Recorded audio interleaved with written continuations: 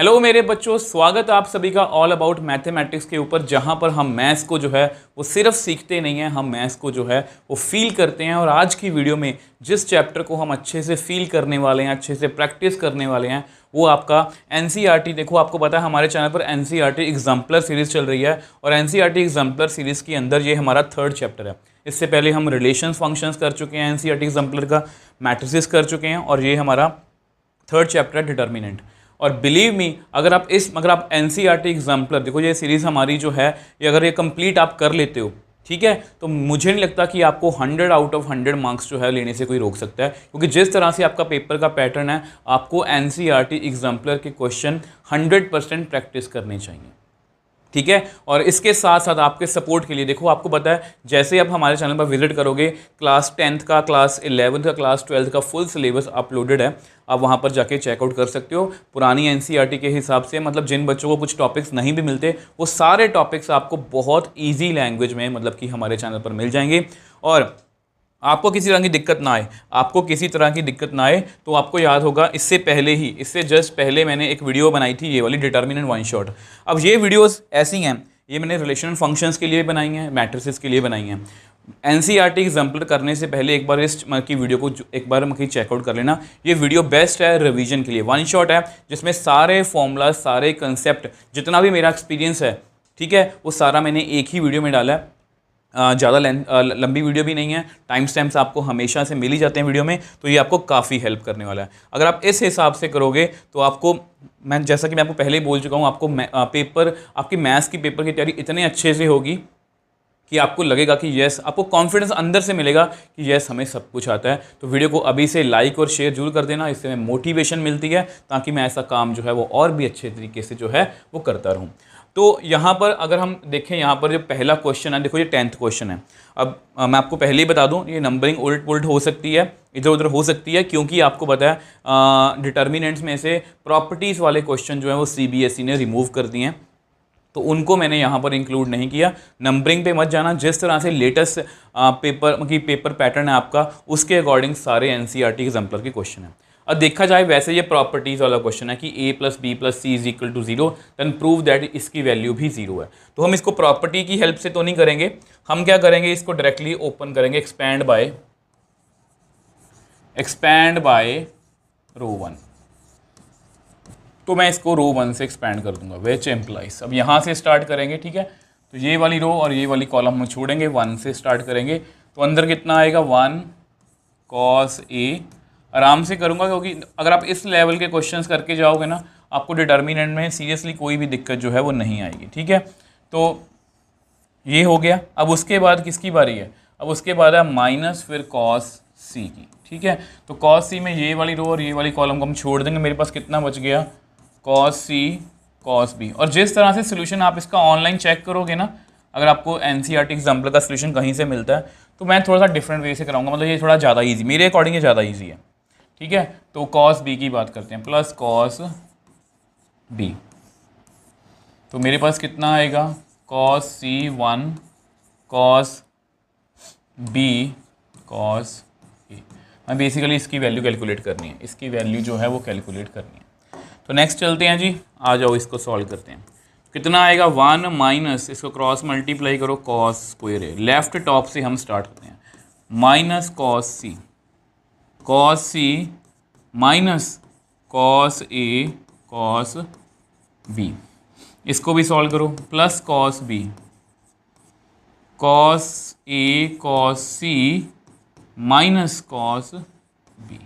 तो इस तरह से हम करने वाले हैं। तो हमें इसकी भी हेल्प लेनी पड़ेगी, ठीक है, इसकी हेल्प मैं पहले ही ले लूँगा, उससे आपको क्वेश्चन बहुत शॉर्ट हो जाएगा। जिस तरह से मैंने इसका सोल्यूशन देखा है, मैंने पीडीएफ की फॉर्म में भी इसका सोल्यूशन देखा है, वो थोड़ा सा मुश्किल लगा मुझे, तो मैंने सोचा कि किस तरह से इसको ईजी बनाया जाए। अब यहाँ पर इसकी हम हेल्प लेंगे। अब आपको पता है, we know since a + b + c = 0 है, ठीक है।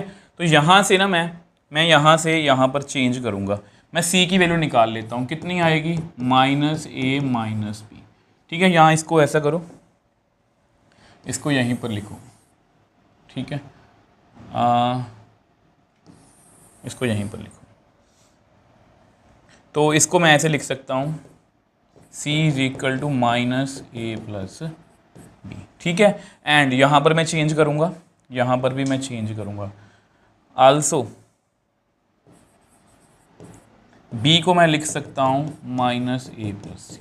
चेक कर लो, c को मैं लिख सकता हूँ माइनस ए प्लस बी, b को मैं लिख सकता हूँ माइनस ए प्लस सी। मैं यहाँ वैल्यू फिल करने वाला हूँ, 1 minus cos square A minus cos C.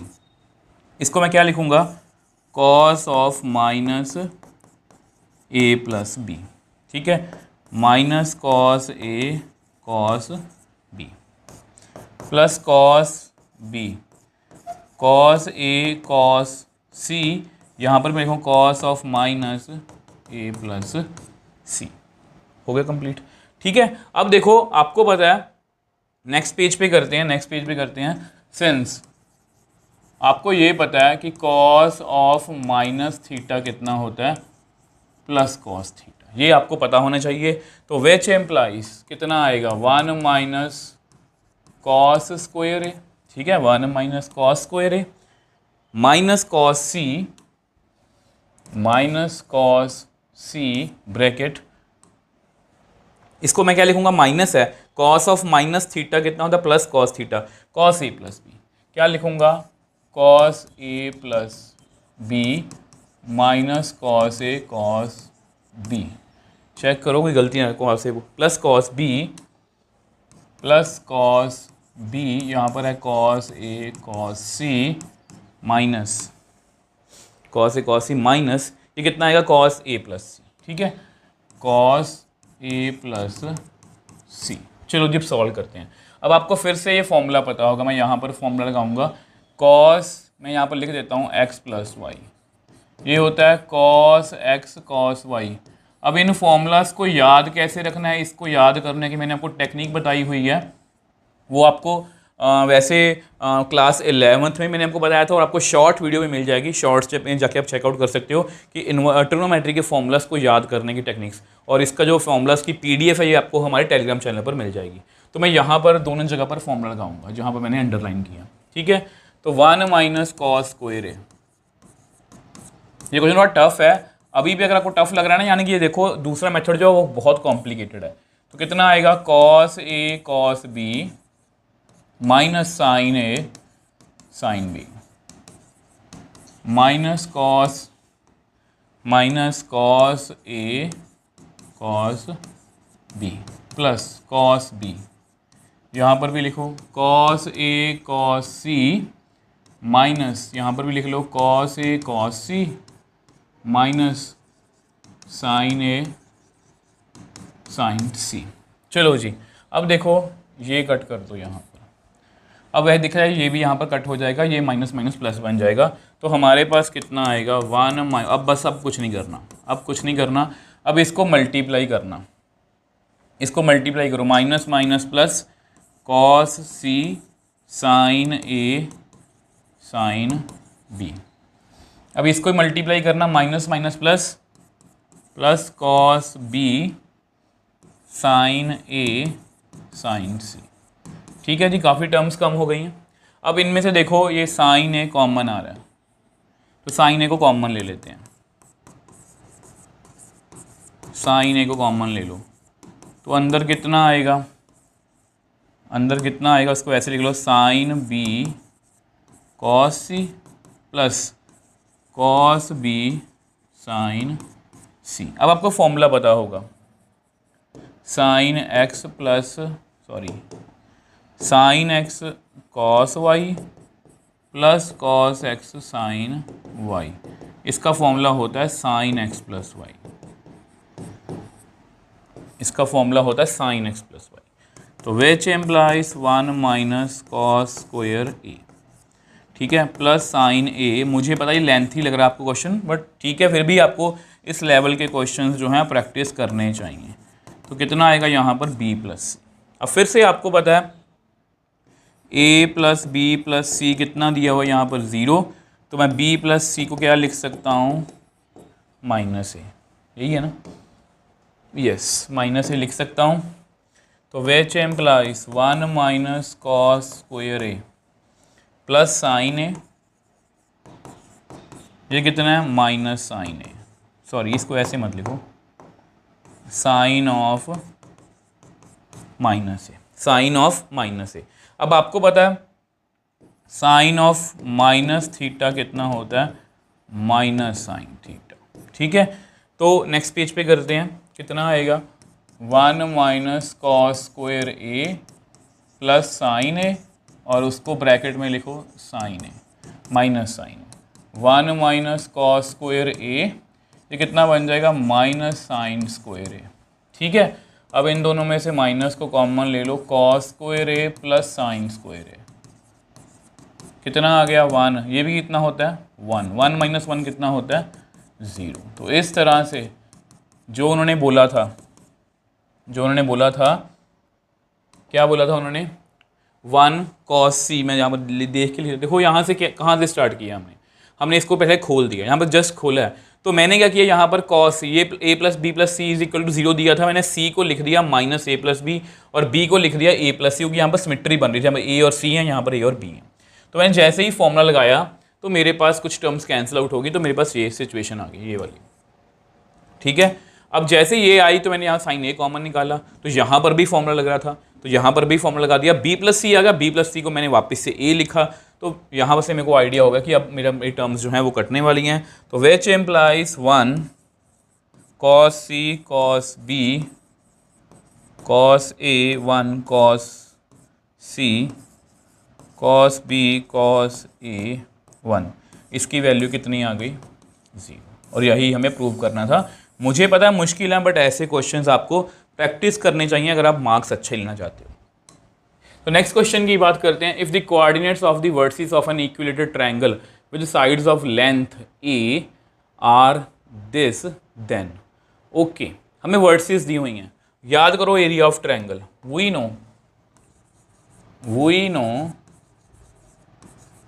Area of, यहाँ पर लिख दो इक्विलेटरल ट्रायंगल, कोई भी ट्रायंगल हो, हम डिटर्मिनेंट्स की हेल्प से, मैंने आपको बताया था यहाँ पर बहुत सी चीज़ें हैं जो यहाँ से निकल सकती हैं। कितना होता है फॉर्मूला 1/2, पहला वर्टेक्स लिख लो x1 y1, दूसरा लिखो x2 y2, तीसरा लिखो x3 y3, यहाँ पर 1 1 1, यहाँ पर ये दिया हुआ है।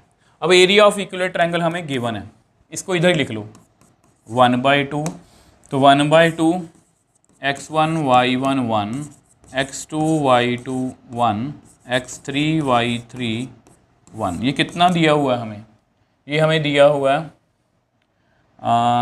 एरिया ऑफ इक्विलेटरल ट्रायंगल हमें पता है, एरिया ऑफ इक्विलेटरल ट्रायंगल हमें पता है कितना होता है √3/4 साइड का स्क्वायर, और साइड कितनी है, साइड यहाँ पर दी हुई है हमें ए स्क्वायर, ये देखो ये एरिया ऑफ इक्विलेटरल ट्रायंगल होता है, ये फॉर्मूला है, ये होता है एरिया ऑफ इक्विलेटरल ट्रायंगल, मतलब ये स्टैंडर्ड फॉर्मूला है, इसमें हम कुछ चेंज नहीं कर सकते, एरिया ऑफ इक्विलेटरल ट्रायंगल, ठीक है।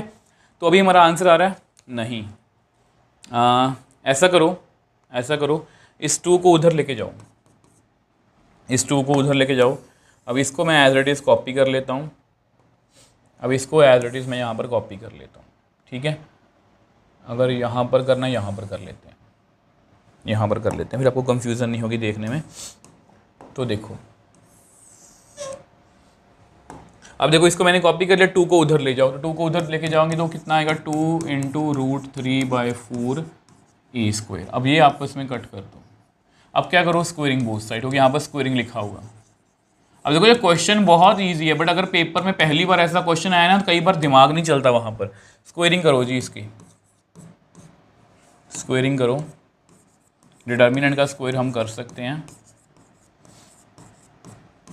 मैं आपको जरूर कहूँगा कि प्लीज़ बेसिक वाली वीडियो जरूर देखना। कितना आएगा, इसका स्क्वायर 3, 2 का स्क्वायर 4, ए स्क्वायर की पावर कितनी बनेगी, ए की पावर 4, हैंस प्रूव्ड। तो यही हमें प्रूव करना था। तो देख लो आसान क्वेश्चन था, बट कई बार क्या होता है कि बहुत सी चीज़ें दिमाग में चल रही होती हैं तो हमसे क्वेश्चन सॉल्व नहीं होता, बट इसको हमने बहुत ईजिली सॉल्व कर लिया। हमें ट्रायंगल का फॉर्मूला पता था इन टर्म्स ऑफ डिटर्मिनेंट, क्योंकि यहाँ पर डिटर्मिनेंट गिवन है। एरिया ऑफ इक्विलेटरल ट्रायंगल का फॉर्मूला जो है ये हमें पता होता है कि √3/4 साइड स्क्वायर होता है। तो इस तरह से हमने क्वेश्चन को बहुत ईजिली जो है वो सॉल्व कर लिया। Show that the points do not lie on a straight line for any value of A. तो ये अगर देखो डिटर्मिनेंट्स के अंदर क्वेश्चन है, ये स्ट्रेट लाइन के ऊपर लाई नहीं करते, यानी कि देखो याद करो एरिया ऑफ ट्रायंगल मैंने आपको बताया था, अगर एरिया ऑफ ट्रायंगल कुछ वैल्यू है तो वहाँ पर ट्रायंगल ऑब्वियस फॉर्म तो हुई है। अगर एरिया ऑफ ट्रायंगल 0 आ जाए तो हम बोलते हैं पॉइंट्स क्या हैं, कोलिनियर। तो वही कंसेप्ट हम यहाँ पर यूज़ करेंगे। तो हम वर्टेक्स सिंस हम एरिया ऑफ ट्रायंगल निकाल लेते हैं, एरिया ऑफ ट्रायंगल, ठीक है, वही वाला कंसेप्ट यूज़ करेंगे 1/2। पहला वर्टेक्स है a+5, दूसरा है a-4, फिर यहाँ पर 1, दूसरा है a-2। कैलकुलेशन काफ़ी करनी पड़ेगी क्योंकि प्रॉपर्टीज़ नहीं है हमारे पास, ठीक है। चलो कोई बात नहीं, करते हैं। तो डिटर्मिनेंट एक्सपेंड करते हैं इसका 1/2, ठीक है, a+5 को यहाँ पर क्या करेंगे, इधर वाली मतलब मैं बना के दिखा देता हूँ आपको। तो ये वाला रो और सॉरी ये वाली कॉलम और ये वाली रो छोड़ देंगे। तो मेरे पास कितना बचेगा, a+3 1 a और 1, ठीक है। नेक्स्ट चलते हैं, नेक्स्ट यहाँ पर जाएंगे तो यहाँ माइनस, यहाँ पर कितना आएगा, minus of a-4 a-2 1 a और 1। नेक्स्ट चलते हैं यहाँ पर क्या लिखेंगे, +1 a-2 a+3 a, ठीक है जी। तो इसको रिमूव भी कर दो। अब देखो इसको सॉल्व करके देखते हैं। अब देखो अगर इसको हम थोड़ा सा आगे सॉल्व करें तो कितना आएगा, 1/2, यहाँ पर आएगा a+5, इसको सॉल्व करो a+3 - a, ठीक है, माइनस, बस माइनस प्लस में मिस्टेक मत करना नहीं तो सारा क्वेश्चन गलत हो जाएगा आपका। a-2 - a +1, आगे चलते हैं, इसको इससे करेंगे कितना आएगा, a² - 2a माइनस, इसको इससे करेंगे कितना आएगा, a² + 3a, ठीक है जी। तो इसको और सॉल्व करते हैं। अब देखो ये a और a यहाँ पर कैंसिल आउट हो रहा है ना, a और a कैंसिल आउट हो रहा है, a² और -a² भी कैंसिल आउट हो जाएगा।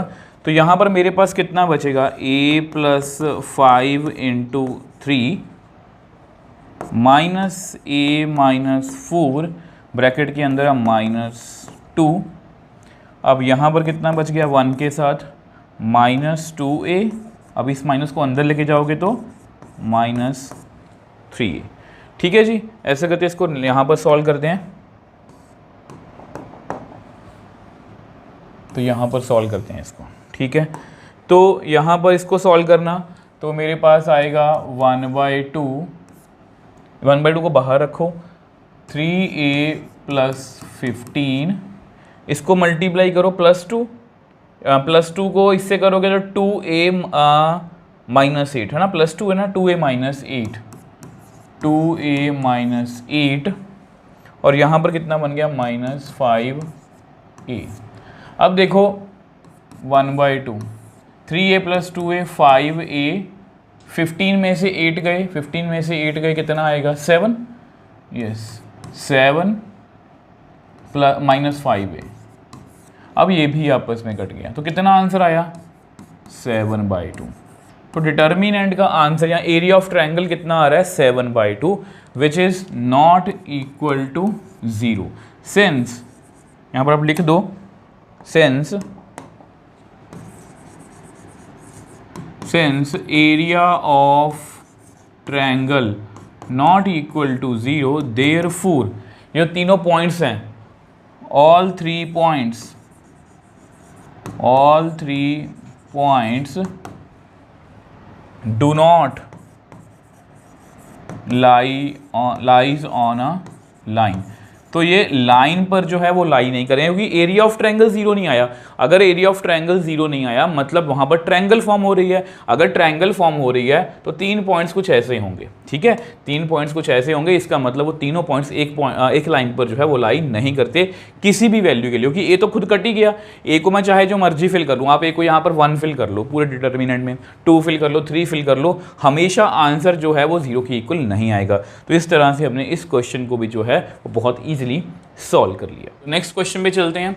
ओके, नेक्स्ट आगे जी लॉन्ग आंसर टाइप। अब देखो इनमें क्या है, अब हमें इनवर्स फाइंड करना, और ये क्वेश्चन इतना इंपॉर्टेंट है, ये क्वेश्चन इतना इंपॉर्टेंट है कि यही क्वेश्चन की मैं बात कर रहा हूँ कि ये क्वेश्चन आपको 5 मार्क्स में जो है, ये क्वेश्चन आपको 5 मार्क्स में जो है वो आ सकता है। तो इसलिए आपने इसको बहुत ध्यान से करना है। तो सबसे पहले देखो सिस्टम ऑफ इक्वेशंस को सॉल्व करना है। अब इन क्वेश्चन से भी आप कुछ नई चीज़ें सीखोगे। तो ध्यान से देखो, ये ए जो है बिल्कुल इससे मैच कर रहा है। इसका कोफिशिएंट कितना, 1 -2 और 0, 2 - 1 -1 2 - 1, ओके, 1 - 2 0, 2 - 1 -1 0 -1 2। तो ध्यान से देखो, चलो एक बार इस क्वेश्चन को ऐसा करते हैं, एक बार ऐसा करते हैं इस क्वेश्चन को ना, तभी यहाँ पर कुछ ए दिया हुआ है, हमें ए सबसे पहले इन्वर्स निकालना, बाद में आपको समझाऊंगा कि मैं क्या कहना चाह रहा हूँ आपको। तो सबसे पहले ऐसा करते हैं, लेट ए को लिख लेते हैं, नहीं है, ए डिटर्मिनेंट फाइंड करते हैं सबसे पहले। लेट ए डिटर्मिनेंट कैसे फाइंड करेंगे, यहाँ से 1 से स्टार्ट होंगे, ठीक है, 1 वाली रो और 1 वाली कॉलम को छोड़ दो, कितना रह गया, -1 -2, क्योंकि डिटर्मिनेंट निकालना बहुत ज़रूरी है, क्योंकि फिर कि अगर डिटर्मिनेंट ही 0 हुआ फिर तो इन्वर्स का सवाल ही नहीं है। तो ये हो गया। अब उसके बाद -2, इसको छोड़ दो, -2 0 1। अब उसके बाद कौन है, 0। वैसे तो इस लिखने का फ़ायदा नहीं है, चलो एक बार कंप्लीट कर लेते हैं, -2 -1 0 -1। चलो जी इसको सॉल्व करते हैं, इसको सॉल्व करते हैं। तो ए डिटर्मिनेंट कितना आएगा, -1, माइनस पहले लिख लो, -1 को -2 से किया +2। कुछ बच्चे यहाँ पर गलती करते हैं, तो प्लीज़ इस बात का ध्यान रखना। -2 माइनस पहले लिख लो, 0 को -2 से किया 0। अब 0 एंड समथिंग कितना आएगा, 0 ही आएगा, सॉल्व करने का कोई फ़ायदा नहीं है। ए डिटर्मिनेंट कितना आ गया, -3 + 4 कितना आ गया, 1, which is not equal to 0। इसका मतलब इसका इन्वर्स तो एग्जिस्ट करता है, इसका मतलब इसका इन्वर्स तो एग्जिस्ट करता है। अब हमें क्या फाइंड करना है, कोफैक्टर्स, ठीक है। तो ऐसे करते हैं, कोफैक्टर्स को ना नेक्स्ट पेज पे करते हैं, नेक्स्ट पेज पे करते हैं कोफैक्टर्स को। मैं दोबारा से ए लिख लेता हूँ। ए कितना हमारा, ए है जी हमारा 1 2 0 -2 -1 -2 0 -1 1, ठीक है जी। तो इसका कोफैक्टर्स फाइंड करने हैं। तो कोफैक्टर्स 9 के 9 हमें निकालने पड़ेंगे। तो सबसे पहले कोफैक्टर ऑफ 1, मतलब ऐसा करो A11 है ना, ये वाला। तो कैसे निकालेंगे आपको पता है, यहाँ पर इसके आगे क्या आएगा, इसके आगे प्लस आएगा। तो यहाँ पर लिखो -1, इनको मल्टीप्लाई करो -2, कितना आ गया, -3। कोफैक्टर ऑफ A12, A12 कौन है, ये वाला, ठीक है। A12 कौन है, ये वाला, 2, ठीक है। अब देखो ध्यान से, 2 को ध्यान से देखना। अब 2 को ध्यान से देखो, तो हमें क्या करना है, हमें क्या करना है, 2 वाली रो और 2 वाली कॉलम को छोड़ना है। मेरे पास कितना बच गया, पहली बात तो यहाँ माइनस आएगा, ठीक है, लिखना लिख लो एलिमेंट, -2 0 -2 1, कितना आएगा, -2 -0, कितना आ गया, +2। कोफैक्टर ऑफ A13, इसका कोफैक्टर 0 का, ठीक है। अब ये इवन बन रहा है तो यहाँ प्लस आएगा, तो कौन कौन रह गया, -2 0 -1 -1, ठीक है। तो +2 -0, कितना आ गया, 2। अब नेक्स्ट रो के कोफैक्टर निकाल लेते हैं। कोफैक्टर ऑफ A21, खुद निकाल के देखो, वीडियो को पॉज करो, इसका कोफैक्टर निकालना है। इस रो और इस कॉलम को छोड़ना है, ऑड है तो नेगेटिव आगे आएगा। इसको 2 0 -1 1, ठीक है। तो करो जी मल्टीप्लाई, 2 - 0 कितना आ गया -2। को फैक्टर ऑफ A22 इसका -1 का, इसको और इसको छोड़ो, इवन है तो प्लस आएगा। 1 0 0 1, इसका तो आएगा 1 - 0 1, ठीक है। आगे चलते हैं, आगे है को फैक्टर ऑफ A23, ठीक है। A23 second row third column, 1 2 0 -1 1 2 0 -1, इसके आगे क्या आएगा -1 -0 कितना आ गया +1। इसमें गलती मत करना प्लीज़, ठीक है। को फैक्टर अब नेक्स्ट निकाल लेते हैं जिसके, इसको वैसे ना को फैक्टर को आप ये भी लिख सकते हो A31 ये सही है, A31 निकाल लेते हैं ये वाला। तो थर्ड रो फर्स्ट कॉलम, ठीक है ना, थर्ड रो फर्स्ट कॉलम क्या रह गया मेरे पास, पहले तो बात प्लस आएगा, आगे 2 0 -1 -2, ठीक है। तो कितना आएगा -4 -0 मतलब -4। A32 देखो थर्ड रो सेकंड कॉलम, 1 -2 0 -2 1 -2 0 -2, इसके आगे माइनस आएगा, -2 -0 कितना आ गया +2। A33 इसके आगे प्लस ही आएगा, 1 2 -2 -1 2 -2 -1, इसको इससे करो -1 माइनस, अब देखो इसको इससे करोगे -4 आएगा, -4 +4 बन गया, कितना आ गया 3। तो को फैक्टर मैट्रिक्स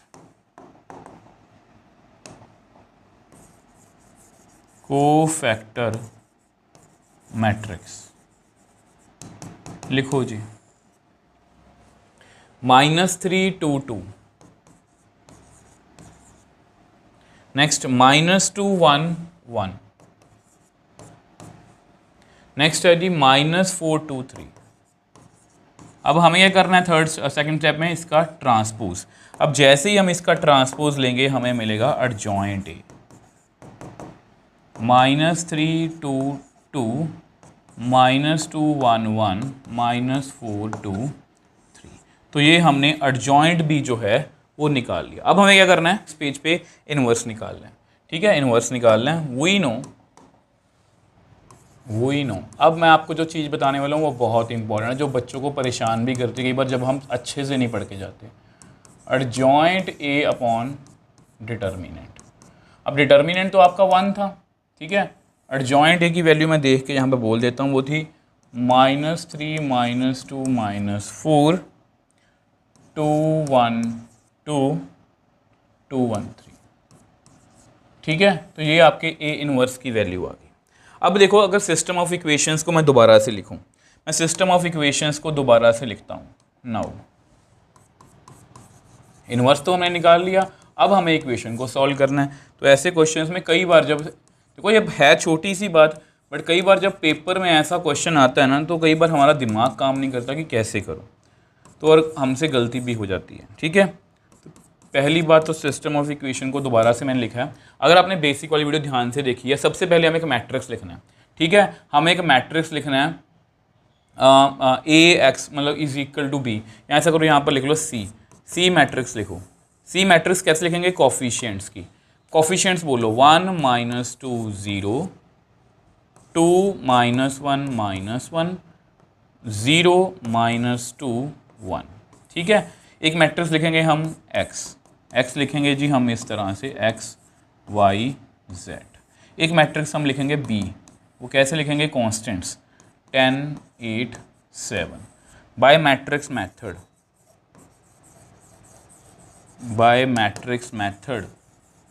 आपको पता है मैं लिखूंगा CX is equal to B। अब जो मैं आपको बात बताने वाला हूँ वो बड़ी इंपॉर्टेंट है। अगर आपने लास्ट पेज पे A देखा है, अगर आपने लास्ट पेज पे यहाँ मैं यहीं पर दिखा देता हूँ, देखो ये हमारा ए है और हमारी इक्वेशंस के कोफिशिएंट लिख के दिखाऊं। इक्वेशन के कोफिशिएंट है 1, लिखना प्लीज़ यहाँ पर कितने हैं, मतलब 1 - 2 0, इसको देख के लिख रहा हूँ मैं, ठीक है। 2 - 1 -1 0 - 2 1, ये हमारा सी मैट्रिक्स है। देखो ध्यान से, सी मैट्रिक्स है, ठीक है। और हमारा ए कैसा है, देखो नॉर्मली क्या होता है, हम ऐसे क्वेश्चंस में क्या करते हैं कि जो यहाँ से ए इनवर्स आता है वही हमारा आंसर इसी का इनवर्स होता है। बट यहाँ पर हमारा सिस्टम ऑफ इक्वेशंस जो है वो जानबूझ के ऐसा लिखा गया है। तो आपने घबराना नहीं है, ध्यान से देखो, इसका ट्रांसपोज करो, सी का ट्रांसपोज करो, कितना आएगा 1 - 2 0, 2 - 1 -1 0 - 2 1। अब देखो ये मिल रहा है 1 2 0 -1 -2, तो बिल्कुल मैच कर रहा है, तो इज इक्वल टू ए। अब मैं यहाँ पर आपको जो बात बताने वाला हूँ वो ध्यान से सुननी है। सेंस सी का ट्रांसपोज इज इक्वल टू ए है, एंड वी नो कि यहाँ पर सी इनवर्स लिखेंगे ना हम, ठीक है। वी नो कि ए इनवर्स का ट्रांसपोज कर दूं, चाहे मैं ए ट्रांसपोज का इन्वर्स कर दूं, बात एक ही है। देखो ए इन्वर्स का चाहे मैं ट्रांसपोज कर दूं, चाहे ए ट्रांसपोज का इन्वर्स कर दूं, वो बात एक ही है। तो देयरफॉर यहाँ मैं क्या लिखूंगा, अब देखो जैसा कि मैंने आपको बताया कि ऑब्वियस सी बात है, देखो क्वेश्चन में लिखा हुआ है साफ, देखो क्वेश्चन में साफ लिखा हुआ है, हमने ए इनवर्स फाइंड कर लिया, कोई दिक्कत नहीं है। जब उन्होंने साफ बोला कि यूजिंग ए इनवर्स हमें इसी इक्वेशन को सॉल्व करना है, तो मैंने देखा कि सी का अगर मैं ट्रांसपोज करूँ, जो मैंने यहाँ से इक्वेशन बनाई है ना, तो वो ए के इक्वल आ रही है। और यहाँ पर मैंने आपको क्या बताया कि चाहे आप ए इनवर्स का ट्रांसपोज कर दो, ठीक है, इनवर्स का ट्रांसपोज कर दो, जैसे मैंने यहाँ पर ए इनवर्स निकाल दिया, अगर मैं इसका ट्रांसपोज कर दूँ या मैं ट्रांसपोज पहले करके फिर इनवर्स कर दूँ, बात एक ही है। तो यानी कि विच एम्प्लाइज, जैसे ए इनवर्स है, ठीक है, ए इनवर्स जो है, अब यहाँ पर इसलिए देखो यहाँ पर क्या आएगा आंसर, समझने की कोशिश करना, कंफ्यूज मत होना। सी इनवर्स बी है, तो सी इनवर्स कैसे निकालेंगे, विच एम्प्लाइज सी इनवर्स कितना होगा, फिर सी इनवर्स कितना होगा, यहाँ पर आप ये लिख दो कि यहाँ पर आप ये लिख दो कि जो सी है ना, जो आपका सी है वो बेसिकली ए ट्रांसपोज के इक्वल है, ये लिख दो। तो सी इनवर्स क्या होगा, ए ट्रांसपोज का इनवर्स है ना, और ए ट्रांसपोज का इनवर्स और ए इनवर्स का ट्रांसपोज एक ही बात है। मतलब इसी का मैं अगर मैं रिवर्स कर दूं, -3 -2 -4 2 1 2 2 1 3, मुझे पता थोड़ी सी कंफ्यूजन होगी, मैं अब दोबारा फिर एक्सप्लेन कर दूंगा। Which implies x is equal to c inverse b। अब सी को दोबारा से लिख देते हैं, यहाँ पर लो जी, सी तो दोबारा से लिखा और साथ में लिखो बी कितना, आप 10 8 7। आपको पता है ये है हमारा 3x3, ये है हमारा 3x1, ये सेम है, मतलब मल्टीप्लाई पॉसिबल, और ऑर्डर कितना बनेगा 3x1, ये हमें सबसे पहले पता है। तो करवाओ जी मल्टीप्लाई, -30 16 14 -30 + 16 + 14 -20 + 8 + 7 -40 + 16 + 21। ऐसा करो यहाँ पर मैट्रिक्स ही लिख लो। एक्स मैट्रिक्स कितनी थी, हम x y z, इसका ऑर्डर कितना है 3x1, इसका ऑर्डर भी 3x1 है, कितना आएगा 0 -5, ये कितना बन गया 37, तो -3। तो विच एम्प्लाइज x कितना आ गया 0, y कितना आ गया -5, z कितना आ गया -3। ये हमारा आंसर है। एक बार मैं आपको थोड़ा सा कंफ्यूजन होगी, आपको मैं दोबारा से एक्सप्लेन कर देता हूँ। देखो उन्होंने बोला कि ए हमें दिया हुआ है, ए इनवर्स फाइंड करो, मैंने ए इनवर्स फाइंड कर लिया, सबसे पहले डिटर्मिनेंट निकाला, वो कितना आया नॉन जीरो, तो इससे मैं नेक्स्ट जा सकता हूँ। तो मैंने को फैक्टर सारे फाइंड कर लिए, फिर को फैक्टर मैट्रिक्स बन गई, उसका ट्रांसपोज किया, हमें एडजॉइंट मिला, एडजॉइंट मिलते सारी हमने ये फॉर्मूला लगाया, तो हमारे पास ए इनवर्स की वैल्यू आ गई। अब उसके बाद उन्होंने बोला कि अगर यूजिंग ए इनवर्स इसी सिस्टम को सॉल्व करो, इसी सिस्टम को सॉल्व करो। अब मैं सिस्टम लिखने गया, तो मेरे पास क्योंकि ए नाम रखा हुआ था, मैंने इसका नाम सी रख दिया, ये बन गया, ये एक्स है, ये बी है। अब जैसे ही मैंने सी को देखा, अब इस एक तो तरीका ये है कि इसको दोबारा से फाइंड करो, अब बहुत मेहनत लगेगी, 5 नंबर का तो क्वेश्चन है। तो मैंने देखा कि हमारा जो सी है ना, वो बेसिकली ए से काफ़ी मिलता जुलता है। तो मैंने सी का जब ट्रांसपोज किया तो वो ए के इक्वल आ गया, यानी कि अगर हम ए का ट्रांसपोज कर दें वो सी के इक्वल आ रहा है। अगर मैं ए का ट्रांसपोज कर दूं तो वो सी के इक्वल आ रहा है। अगर मैं ए का ट्रांसपोज कर दूं वो सी के इक्वल है। और यहाँ पर मैंने आपको बता ही दिया ये रिजल्ट कि चाहे मैं ट्रांसपोज का इन्वर्स कर दूं, चाहे मैं इन्वर्स करके ट्रांसपोज कर दूं, बात एक ही है। तो यानी कि अगर मुझे सी का इन्वर्स निकालना है तो बस जस्ट ए ट्रांसपोज मतलब कि ए इन्वर्स का, या ऐसा करो, इसको यही लिखो, अगर मुझे हाँ देखो इसी को मैंने इन्वर्स ले लिया, सी इन्वर्स ए ट्रांसपोज का इन्वर्स, और ए ट्रांसपोज का इन्वर्स कितना होता है, ए इन्वर्स का ट्रांसपोज, मतलब ए इन्वर्स का ट्रांसपोज जो यहाँ पर पड़ा है। बेसिकली मैंने जस्ट इसका ट्रांसपोज किया और कुछ नहीं किया, और इसको मल्टीप्लाई कर दिया। इस तरह से हमने इसको सॉल्व कर लिया। एक दो बार अच्छे से खुद से प्रैक्टिस करना, क्योंकि ऐसे कोई देखो, अगर मैं ये बोल दूँ कि ये क्वेश्चन पक्का 99% चांस है कि ये क्वेश्चन आपको 5 मार्क में आ जाएगा, ये सिस्टम ऑफ लीनियर इक्वेशन वाला, तो आपको करके जाना चाहिए। तो यहाँ पर मैट्रिक्स मेथड है, ये सिंपल क्वेश्चन ही है। हमें 3 इक्वेशंस दी हुई हैं। सबसे पहले लिख लो जी अपने, लेट ए कोफिशिएंट मैट्रिक्स लिखते हैं 3 2 -2। कई बार पेपर में ये जानबूझ के शफल किए होते हैं, आगे पीछे लिख रहते हैं एक्स वाई जेड। अगर ध्यान से देना, एक्स वाई जेड की सिमेट्री बनी हो 2 3 2 -1 1, लो जी ये लिख लिया मैंने, ठीक है। उसके बाद लिखो जी हमारी एक्स मैट्रिक्स, एक्स कितनी आएगी, एक्स वाई जेड। उसके बाद लिखो जी हमारी बी मैट्रिक्स, वो कितनी लिखेंगे हम, 3 6 2, ठीक है। बाय मैट्रिक्स मेथड, आपको पता है बाय मैट्रिक्स मेथड ए एक्स कितना होता है इज इक्वल टू बी, ठीक है। अब आपको पता है सबसे पहले हम डिटर्मिनेंट निकालेंगे, क्योंकि वो देखना जरूरी है ना कि डिटर्मिनेंट बन भी रहा है ना नहीं बन रहा।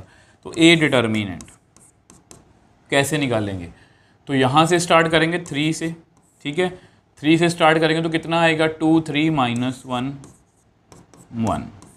उसके बाद -2, ये छोड़ देंगे, 1 2 3 1। फिर उसके बाद -2 1 2 2 -1, ठीक है जी। तो करो जी डिटर्मिनेंट 2 -3 1 -6 -1 -4, ठीक है जी। तो आगे चलते हैं, कितना आएगा यहाँ पर 5 -5 कितना आ गया, 15 +10 +10 कितना आ गया, 25 35 35 आ गया, 35 इसका डिटर्मिनेंट आ गया, ठीक है। अब हमें इसका मतलब इसका इन्वर्स एग्जिस्ट कर रहा है, मतलब इसका हमें सोल्यूशन मिलेगा। आपको पिछले वीडियो मैंने आपको टेबल बना के दिया था, 35 आ गया, ठीक है। तो को फैक्टर्स फाइंड करते हैं, उसको ऐसा करते हैं नेक्स्ट पेज पे करते हैं। तो को फैक्टर्स फाइंड करते हैं, मैं दोबारा से ए लिख लेता हूँ। तो दोबारा से ए लिखते हैं, तो हमारा ए कितना आएगा, यहाँ पर ए को दोबारा लिखते हैं, ए लिखते हैं जी 3 2 -2 1 2 3 2 -1 1। तो ये है हमारा ए। अब हमें क्या फाइंड करने हैं, को फैक्टर्स। बस चेक कर लूँ, यही है ना, यस सही है। तो को फैक्टर्स के लिए सबसे पहले मैं A11 लिखूंगा, मतलब इसका को फैक्टर 3 को छोड़ो, कितना रह गया, इसके आगे प्लस आएगा ना, 2 3 -1 1 कितना आएगा, 2 2 -3 कितना आ गया, 5। उसके बाद A12 नेगेटिव आएगा आगे, ये वाला और ये वाला और ये वाला छोड़ दो, 1 2 3 1 कितना आ गया, 1 -6 -5 +5। उसके बाद A13 प्लस आएगा आगे 1 2 2 -1 कितना आ गया -1 -4 कितना आ गया -5। नेक्स्ट को फैक्टर फाइंड करो जी A21 ये वाला, ठीक है, ये वाला 2 -2 -1 1 इसका क्या माइनस आएगा 2 -2 -1 1 माइनस 2 माइनस इसको करो कितना आएगा, इसको करो +2 ही आएगा। कुछ बच्चे यहाँ माइनस की गलती करते हैं, तभी हम 2 के बाद मैंने माइनस तभी डाल दिया, इसको करेंगे 2 ही आएगा, कितना आएगा 0। A22 इसका क्या प्लस ही आएगा, है ना। तो ये वाला है 3 2 -2 1 3 -4 कितना आएगा 7। चलो जी आगे चलते हैं। नेक्स्ट को फैक्टर है जी A23, इसके आगे नेगेटिव आएगा A23 3 2 2 -1 तो -3 -4 है ना, -3 -4 कितना आ गया -+7। तो नेक्स्ट को फैक्टर फाइंड करते हैं। नेक्स्ट को फैक्टर है जी आपके A31, इसके आगे प्लस आएगा 2 -2 2 3 6 -4 10 A32 नेगेटिव 3 1 -2 3 9 -2 कितना बन गया ये -11। ठीक है, ये को फैक्टर्स में गलती मत करना, अगर यहाँ पर एक गलती होगी कोई भी नंबर नहीं आपको मिलेगा, तो इसके आगे प्लस ही आएगा 3 2 1 2। ये ऐसा क्वेश्चन है जो आपको करके ही जाना है। कितना आ गया 4। तो अब मैं लिखूंगा को फैक्टर मैट्रिक्स, को फैक्टर मैट्रिक्स 5 5 -5, ठीक है, 0 7 7 10 -11 4 10 -11 4। अब नेक्स्ट है जी, नेक्स्ट हमें करना है इसका एडजॉइंट ए।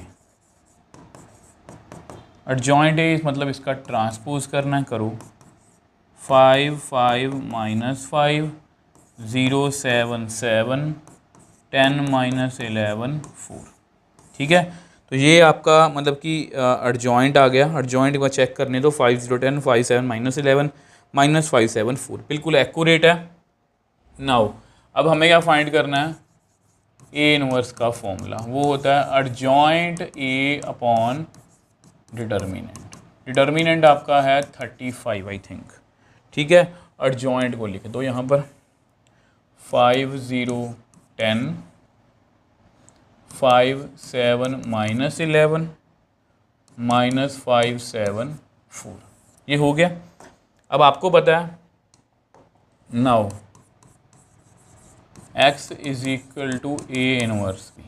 x आपका है x y z, a inverse आपको पता 1/35,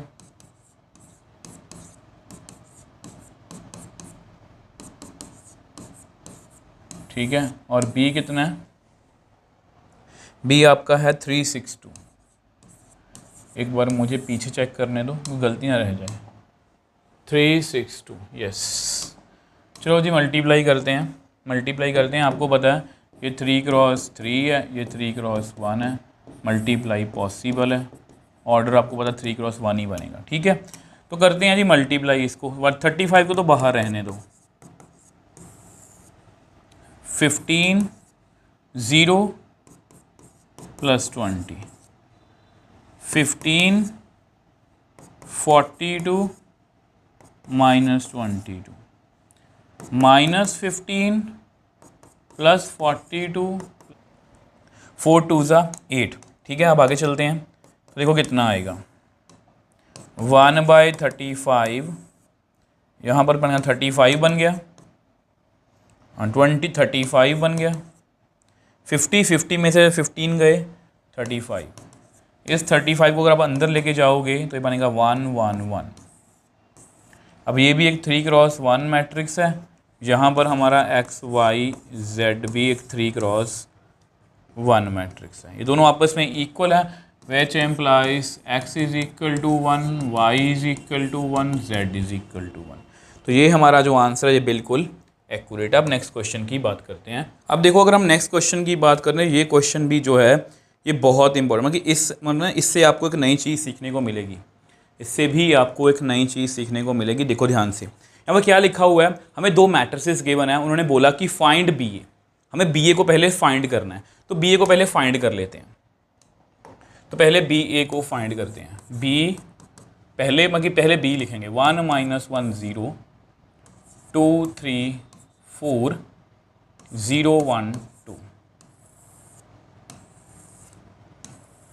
अब एक को लिखो, 2 2 - 4 -4 2 -4 2 -1 5। अब आपको पता है ये कौन से मतलब कि ऑर्डर की मैट्रिसेस हैं, 3x3 3x3, दोनों का ऑर्डर क्या है, सेम है, तो मतलब मल्टीप्लाई जो है वो पॉसिबल है। करो जी, इस रो को इस कॉलम से करो, 2 4 0, 2 -2 0, -4 + 4 0, 4 -12 4 4 -12 8, 4 6 -4, -8 -12 + 20, 0 -4 + 4,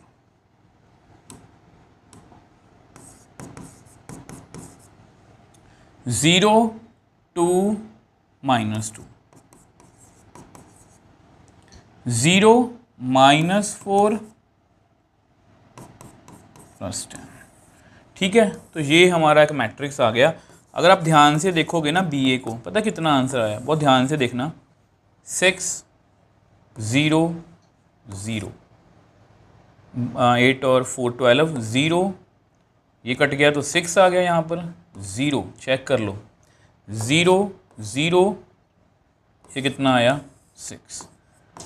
तो ये जो मैट्रिक्स है ये बड़ा ही मतलब कि सिस्टमेटिक सा आया।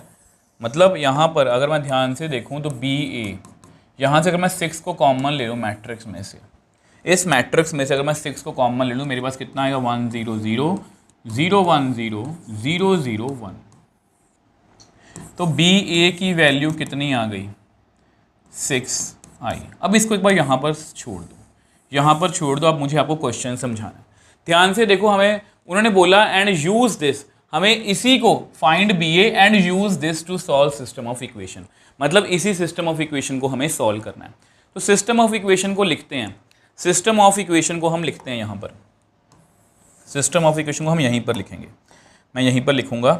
अब ध्यान से देखना, अब ना देखो, एक तो मैंने क्वेश्चन को पहले करवाया था जिसमें वो ट्रांसपोज वाला कुछ सिस्टम था। अब इसमें ध्यान से देखो, ये इक्वेशन पहले लिखी हुई है, नहीं ये वाली नहीं, ये देखो, ये जानबूझ के ना उल्टी इधर उधर लिखी हुई हैं। कोफिशिएंट्स पढ़ो, 0 1 2 0 1 2 ये पढ़ा, 1 - 1 0 1 - 1 0 2 3, मगर यहाँ पर ट्रांसपोज नहीं है, जानबूझ के इक्वेशंस को, मैं इक्वेशंस को जानबूझ के इसके अकॉर्डिंग लिखूंगा। मैं लिखूंगा पहले x - y is equal to 3, फिर उसके बाद है 2x + 3y + 4z is equal to 17, फिर है y + 2z is equal to 7। ठीक है जी। अब यहाँ पर अगर मैं अपना मैट्रिक्स लिखना चाहूँ, अब यहाँ पर मैं C नाम दे देता हूँ उसको, कोफिशिएंट वाली मैट्रिक्स लिखना चाहूँ, कितना आएगा, 1 - 1 0 2 3 4 0 1 2। ध्यान से देखो, ये मैट्रिक्स किसके साथ मैच कर रही है, ये हमारी एग्जैक्टली B के साथ मैच कर रही है। ठीक है, अब यहाँ पर एक x लिख लो। x कितना होता है आपको पता है, x y और z, और एक मैट्रिक्स जानबूझ के लिख लो, मतलब उसका नेम चेंज करो d। d कितनी होगी 3 17 7। ठीक है, ये जानबूझ के देखो यहाँ पर आपको कंफ्यूज करने के लिए इक्वेशंस जो हैं उल्टी पुल्टी लिखी गई हैं, तो इस बात का आप ध्यान रखोगे। अब देखो b जो है वो c के इक्वल है, b जो है वो c के इक्वल, मतलब जो हमें चाहिए, तो by matrix method, by matrix method आपको पता है C X is equal to D, which implies B X is equal to D, which implies मैं इसको क्या लिख सकता हूँ, X is equal to B inverse D. ठीक है, माई मैट्रिक्स मेथड मैं ये निकाल सकता हूँ। अब देखो बी इनवर्स, अब मैंने जानबूझ के बी इनवर्स लिखा है, अब यहाँ से मैं बी इनवर्स निकाल सकता हूँ। आपको एक फॉर्मूला पता होगा कि अगर A B is equal to I आ जाए या B A is equal to I आ जाए, तो मैं ए मतलब बी को ए का इनवर्स बोल सकता हूँ या ए को बी का इनवर्स बोल सकता हूँ। तो यही कंसेप्ट हम यहाँ पर यूज़ करेंगे। अब यहाँ पर मतलब प्रॉब्लम क्या है, यहाँ पर प्रॉब्लम ये है, यहाँ प्रॉब्लम यह कि 6 आ रहा है, तो मुझे किसका इनवर्स देखना है, मुझे देखना है बी का इनवर्स। ठीक है, तो मैं बी में कोई चेंज नहीं करूँगा। अब 6 को मैं जानबूझ के इधर लेके आऊँगा ए के साथ, 1/6 इज इक्वल टू आई। तो ये जो है ये पता क्या है, ये इनवर्स ऑफ बी है, inverse of b that is b inverse, क्योंकि बी को मैंने एक मैट्रिक्स से मल्टीप्लाई किया, कितना आया, आइडेंटिटी मैट्रिक्स, तो यानी कि ये इनवर्स ऑफ बी है। यानी अगर इसके आगे मैं 1/6 लगा दूं तो ये हमारा बी इनवर्स बन जाएगा। ठीक है, तो therefore b inverse is equal to 1/6 a, 1/6। अब ए कितना है वो दोबारा से लिख लेते हैं। अब ए है जी हमारे पास 2 2 -4 -4 2 -4 2 -1 5 2 -1 5। ठीक है, तो नाउ आपको पता है x is equal to B inverse d है। ठीक है, तो x is equal to B inverse को लिख लो 1/6। इसको अभी अंदर मल्टीप्लाई करने की ज़रूरत नहीं है, बाद में कॉम्प्लिकेशन क्रिएट करेगा, तो इसको ऐसे ही छोड़ दो। और d आपका कितना है, वो आपका 317 7। ध्यान से ना इस ऑर्डर को चेंज मत कर देना, इसको आगे पीछे मत लिख देना, तो बिल्कुल सही है। तो करो जी मल्टीप्लाई, आपको पता है ये 3 × 3 है, ये 3 × 1 है, तो ये सेम है, मतलब मल्टीप्लाई पॉसिबल है। तो करो मल्टीप्लाई, 6 34 -28 -12 +34 -28 6 -17 +35। आगे आओ जी, ये कितना बना, ये बना 6 है ना, 6 और 6 12। ये कितना बना 28 और 12 कितने हुए 40, 40 -40 + -6। ये कितना बना 35 41, 41 में से 17 गए 31 20, आई थिंक ये बना 24।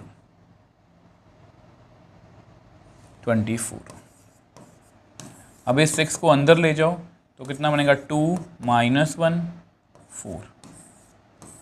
अब ये भी एक 3 × 1 मैट्रिक्स है, तो और ये भी एक 3 × 1 मैट्रिक्स है, विच एम्प्लाइज x की वैल्यू कितनी आ गई 2, y की -1 है, z की 4 है। तो इस तरह से हमने इस क्वेश्चन को भी बहुत ईजिली सॉल्व कर लिया।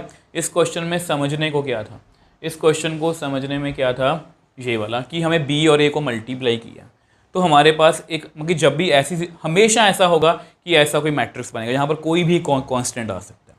तो मुझे पता है कि मैंने जब c देखा अपना वो बिल्कुल b के जैसा है, मतलब b हमें चाहिए, b हमें एज इट इज़ चाहिए, मैंने a में चेंजेस किए हैं, वो कैसे किए, 6 को इधर ले आया, तो वो हमारा क्या बन गया, इन्वर्स। बस हमारा क्वेश्चन जो है वो सॉल्व हो गया।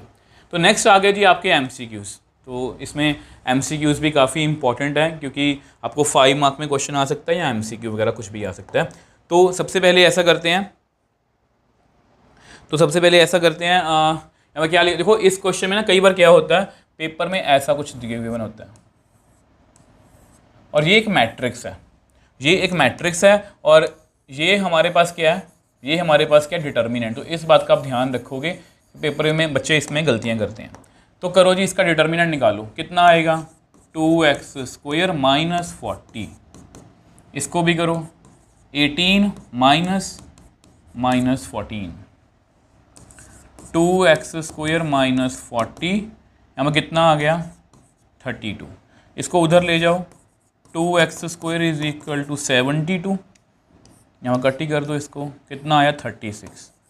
तो x² इज इक्वल टू 36, तो x कितना आ गया, ±6। तो कौन सी ऑप्शन मैच कर रही है, तो option c is the right answer. मेरे को प्लीज़ साथ में आंसर चेक करने दो, साथ में इससे क्या होता है कि थोड़ी सी एक्यूरेसी, मतलब कि मुझे भी ये कॉन्फिडेंस मिलता है कि यस हमने सही किया। बट कई बार क्या होता है, बुक्स में कई बार मिस्टेक्स होती हैं, तो उसकी वजह से आंसर ना गलत हो। Area of triangle with vertices, अब ना इसके शायद मैंने आंसर में देखा गड़बड़ थी। एरिया ऑफ ट्रायंगल निकाल लेना, एरिया ऑफ ट्रायंगल 1/2, वर्टिसेस कौन कौन सी हैं, -3 0 1, 1 तो खुद लिखेंगे, 3 0 1 0 के 1, ठीक है। कितना दिया हुआ, 9।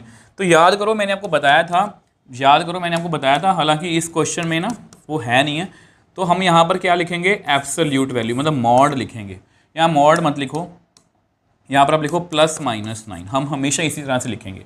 मैंने आपको बेसिक में ही समझाया था, और जो हमारी 1 शॉट वीडियो थी, कि एरिया जो है वैसे तो पॉजिटिव क्वांटिटी होता है, बट यहाँ पर डिटर्मिनेंट की वैल्यू +- दोनों आ सकती है, इसलिए मैंने +- दोनों लिखा है, ठीक है। इसको सॉल्व भी करना है, इसको सॉल्व करते हैं। डिटर्मिनेंट को एक्सपैंड करो, -3, क्या लिखेंगे, 0 1 के 1, ठीक है, -0 वैसे लिखने की जरूरत नहीं है, 3 1 0 1 +1 3 0 0 के +-9 इज इक्वल टू 1/2। तो कितना आएगा, 0 माइनस के, यहाँ पर 0 ही आएगा, प्लस यहाँ पर कितना आएगा, 3 के। सॉल्व करो थोड़ा सा, इसको उधर ले जाओ, +-18, इस 2 को मैं उधर ले गया, ठीक है। तो कितना, +3 के कितना बन गया, 6 के। तो k कितना आ गया, +-18/6। अब जैसा कि मैंने आपको बोला था, यहाँ पर मेरा आंसर आया +-3। वैसे +-3 ही होना चाहिए, बट हमारी ऑप्शन में सिर्फ 3 है, तो ये हमारा एक्यूरेट आंसर है, ठीक है। कई बार ऐसी गड़बड़ हो सकती है, वैसे ये मुझे कोई मिस्टेक लग रही है, वैसे ऐसा पॉसिबल नहीं है, मतलब इसका आंसर जो है +-3 ही आएगा। चलो कोई बात नहीं, आप पेपर में अपना ध्यान रखना। तो नेक्स्ट है जी, ओके। अब ये भी क्वेश्चन जो है, ये बिल्कुल जो हमारा फर्स्ट क्वेश्चन था उसी के जैसा है। वैसे MCQ के लिए थोड़ा सा बड़ा है, हमें इसकी वैल्यू निकालनी है। तो एक्सपैंड ही करेंगे हम, ठीक है। तो expand bye row 1,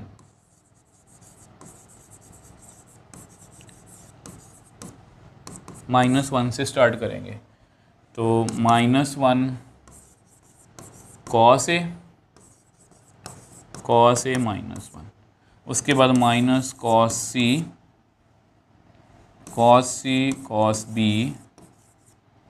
cos A -1, उसके बाद cos B है, cos C, जो हमें सबसे फर्स्ट क्वेश्चन किया था ना, बिल्कुल उसके जैसा।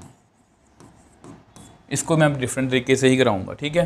तो सॉल्व करते हैं, 1 - cos² A,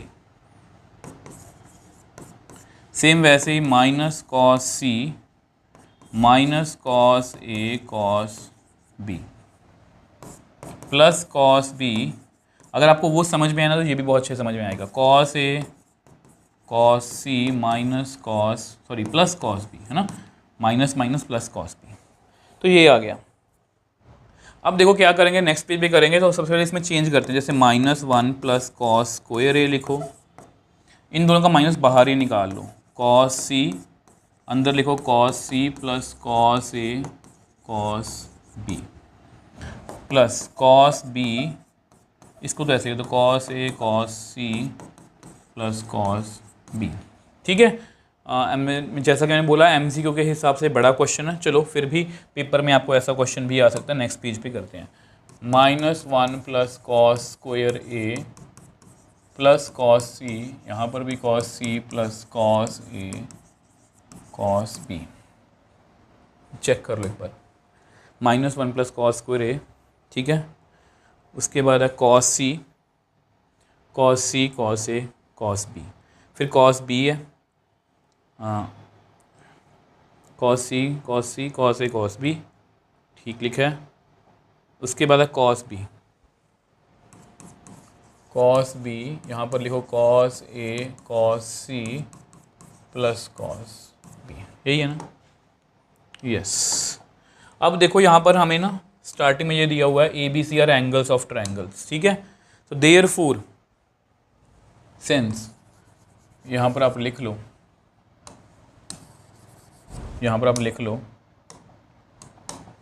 सिंस वो ट्रायंगल्स के एंगल है ना, तो A plus b plus c कितना होगा 180। तो यहाँ मैं C को क्या लिखूँगा 180 minus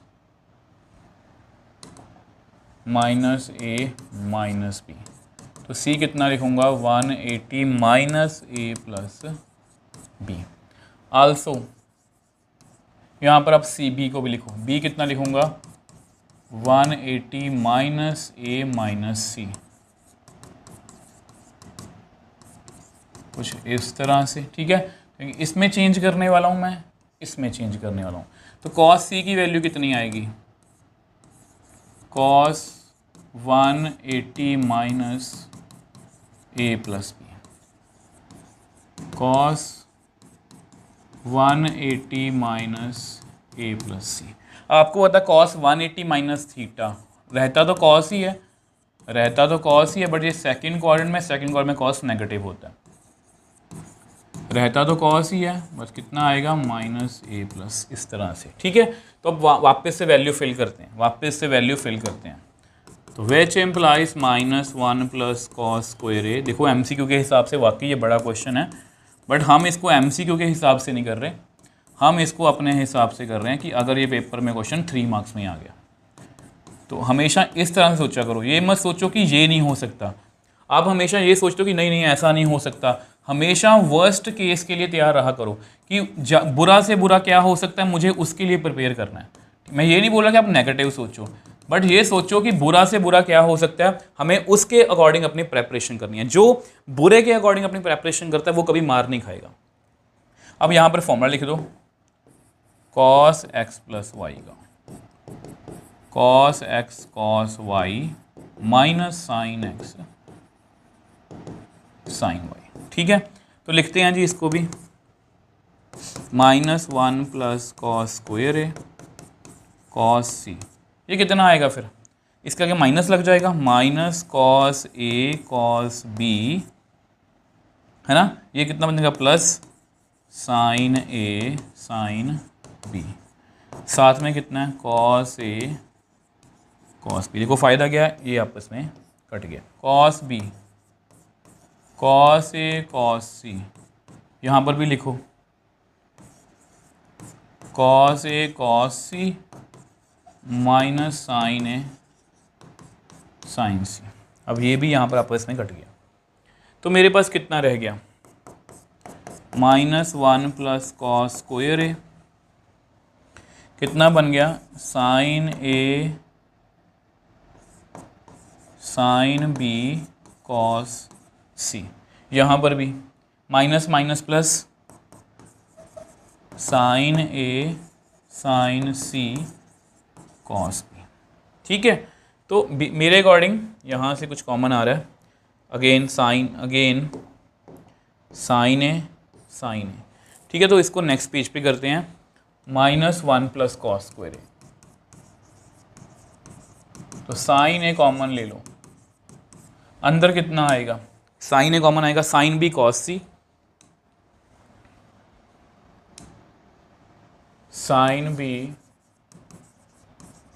cos C plus cos B sine C. Check कर लो एक बार, sine C cos B sine, उल्टा पुल्टा ही है, ठीक है, तो बिल्कुल ठीक है। तो यहाँ पर फिर से formula sine x cos Y plus cos x sine y, ये फॉर्मूला होता है साइन एक्स प्लस वाई का, ठीक है। आप इसको एमसीक्यू मान के मत करो, आप ये समझ के सोच के चलो कि ये हम पेपर में जो है वो 3 मार्क का क्वेश्चन कर रहे हैं, ठीक है। साइन, इसको क्या लिखूंगा मैं, बी प्लस सी, ठीक है। अब फिर से अब आपको पता है, फिर से लिखते हैं, ए प्लस बी प्लस सी कितना है 180, तो बी प्लस सी की वैल्यू निकाल लो 180 minus A, sine of B plus C की वैल्यू निकाल लो sine 180 minus A. Sine 180 minus theta कितना होता है, साइन थीटा ही होता है, सेकंड कॉलम में साइन क्या होता है, पॉजिटिव। तो करो जी कंप्लीट इसको, -1 plus cos square A plus sine ए, अंदर कितना आएगा, साइन ए ही आएगा, है ना, साइन ए ही आएगा। तो which implies -1 plus cos square A plus sine square A, ये कितना होता है 1, कितना आया 0, यानी कि हमारी कौन सी ऑप्शन मैच कर रही है, तो यहाँ पर हमारी option A is the right answer. मुझे आंसर चेक करने दो, 29वां क्वेश्चन है, यस, इसका आंसर भी कितना है 0, हमारा बिल्कुल एक्यूरेट आंसर है। तो नेक्स्ट क्वेश्चन पे चलते हैं। तो नेक्स्ट क्वेश्चन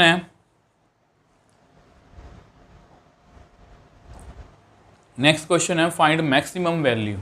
अब ये भी थोड़ा सा मतलब मुश्किल क्वेश्चन है, ठीक है, ये एमसीक्यू मत सोचो, ये वही 3-4 मार्क वाले क्वेश्चन है। यहाँ पर भी एक बहुत अच्छी चीज़ आपको समझ में आएगी। तो डिटर्मिनेंट करते हैं, एक्सपैंड बाय रो 1, करो इसको एक्सपैंड, 1 का क्या लिखेंगे, 1 प्लस साइन थीटा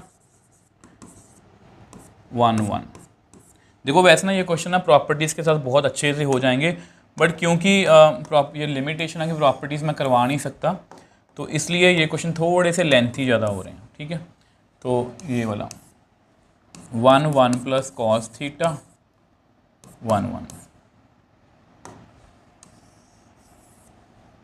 अब उसके बाद +1, ये और ये छोड़ दो, 1 plus sine theta 1 plus cos theta into 1, ठीक है जी। चलो डिटर्मिनेंट सॉल्व करते हैं इसका। उन्होंने वैल्यू पूछी है ना, मैक्सिमम वैल्यू पूछी है इसकी, इसको मल्टीप्लाई करेंगे तो 1 plus sine theta -1, 1 minus 1 plus cos theta 1 minus 1 plus sine theta 1 plus cos theta. करें सॉल्व इसको, ये तो कट गया, तो यहाँ पर तो सिर्फ साइन थीटा रह गया, 1 माइनस 1 माइनस कॉस थीटा, ये भी आपस में कट गया। इसको सॉल्व करते हैं थोड़ा सा, 1 माइनस, पहले इसको मल्टीप्लाई कर लो, 1 को कॉस से किया कॉस थीटा, साइन को 1 से किया साइन थीटा, साइन थीटा को कॉस थीटा से किया साइन थीटा कॉस थीटा, ठीक है। तो यहीं पर करने की कोशिश करें, देखते हैं कितना होता है। तो साइन थीटा रह गया, ये देखो कितना रह गया, minus minus plus cos theta, ये देखो कितना रह गया 1 minus 1 minus cos theta minus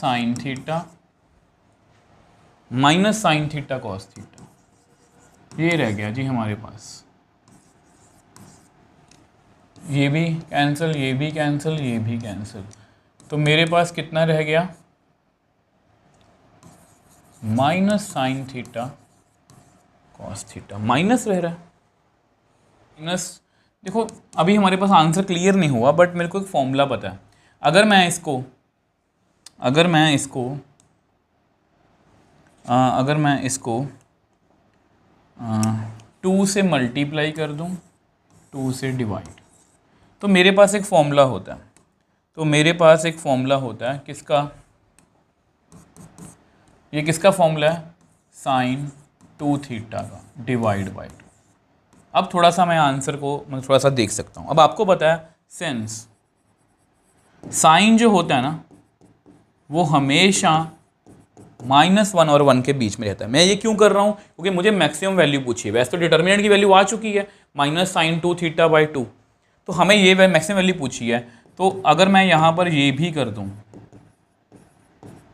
तो इसकी वैल्यू भी, क्योंकि साइन जो मर्जी हो, साइन की वैल्यू हमेशा -1 और 1 के बीच में रहेगी। अब देखो हमारी साइन की वैल्यू तो बड़ी से बड़ी हमें पता है 1 आ सकती है, छोटी से छोटी -1 आ सकती है। हमें डिटर्मिनेंट की वैल्यू मतलब कि जो है वो मैक्सिमम निकालनी है। डिटर्मिनेंट की वैल्यू मैक्सिमम निकालनी है। अगर यहाँ पर मैं साइन की सबसे बड़ी वैल्यू 1 फिल करूँगा, साइन 2 थीटा की जगह 1 लिखूँगा, तो मेरे पास वैल्यू आएगी -1/2।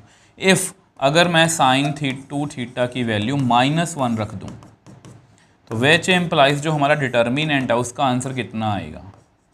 -1/2 मतलब +1/2।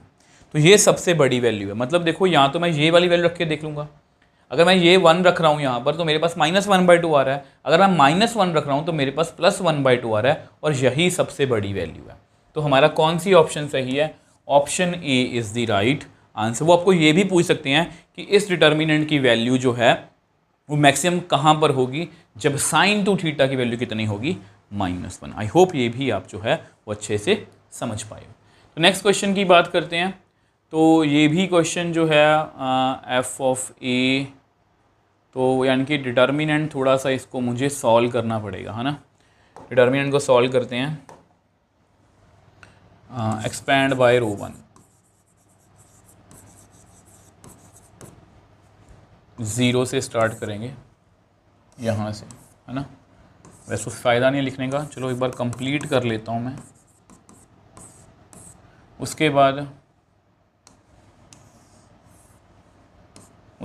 है जी -x - a,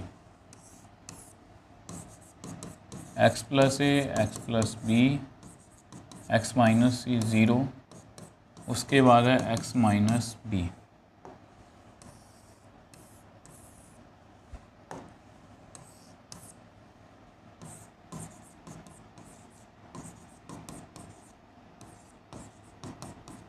ठीक है जी, तो ये तो 0 ही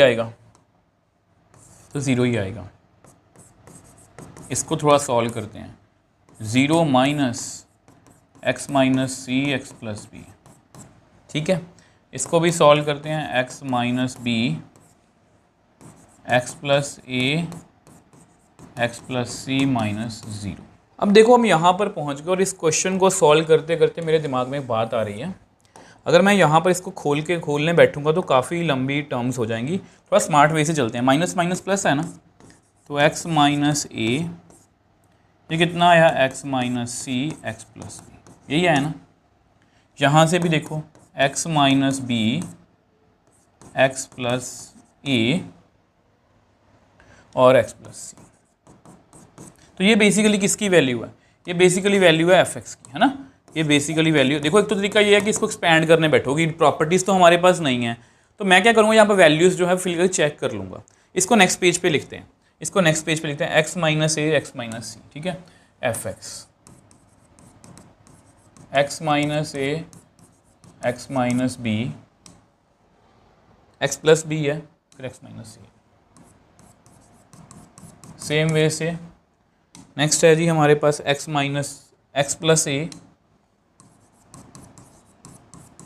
x - b x + c, यही है ना। कुछ भी कॉमन नहीं है। a भी चेक करना है, b चेक करना है, 0 चेक करना है। देखो 1 ऑप्शन तो बिल्कुल गलत है। यहाँ पर 1 का मतलब कोई है ही नहीं है, तो 1 तो ऑप्शन मेरी बिल्कुल गलत है। रह गया a b 0, तो a को चेक करते हैं पहले। मुझे आंसर पता है, मैं आपको a को चेक करके दिखा देता हूँ। अगर यहाँ पर हम f ऑफ a फिल करें,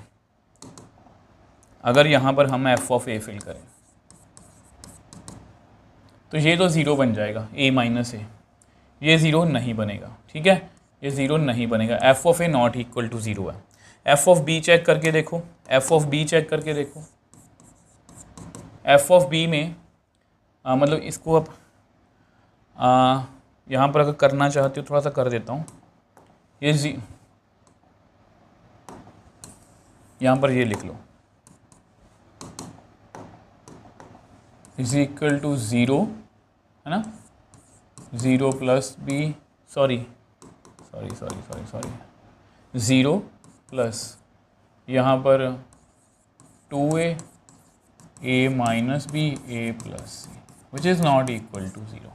अब इसको भी चेक कर लेते हैं, एफ ऑफ बी, ये बनेगा b minus a 2b b minus c, अब ये ज़ीरो बन जाएगा which is not equal to zero. अब अगर मैं लास्ट में एफ ऑफ ज़ीरो फिल करूँ, ज़ीरो माइनस ए, क्योंकि बाकी सब तो ऑप्शन गई,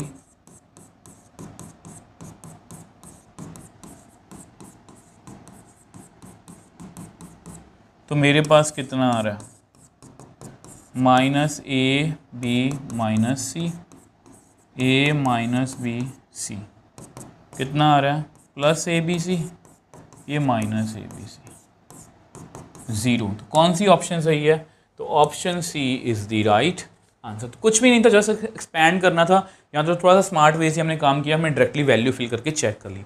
आई होप ये क्वेश्चन आपको अच्छे से जो है वो क्लियर है। तो नेक्स्ट क्वेश्चन है जी, हमें a inverse, then A inverse exist if. आपको पता है जो ए इनवर्स है, ए इनवर्स का फॉर्मूला क्या होता है, ए इनवर्स का फॉर्मूला होता है एडजॉइंट ए अपॉन डिटर्मिनेंट। अगर डिटर्मिनेंट हमारा नॉन ज़ीरो है, ये नॉन ज़ीरो होना चाहिए, है ना, तो वही करेंगे हम। तो यहाँ पर हम क्या करेंगे, ए डिटर्मिनेंट निकालने की कोशिश करते हैं।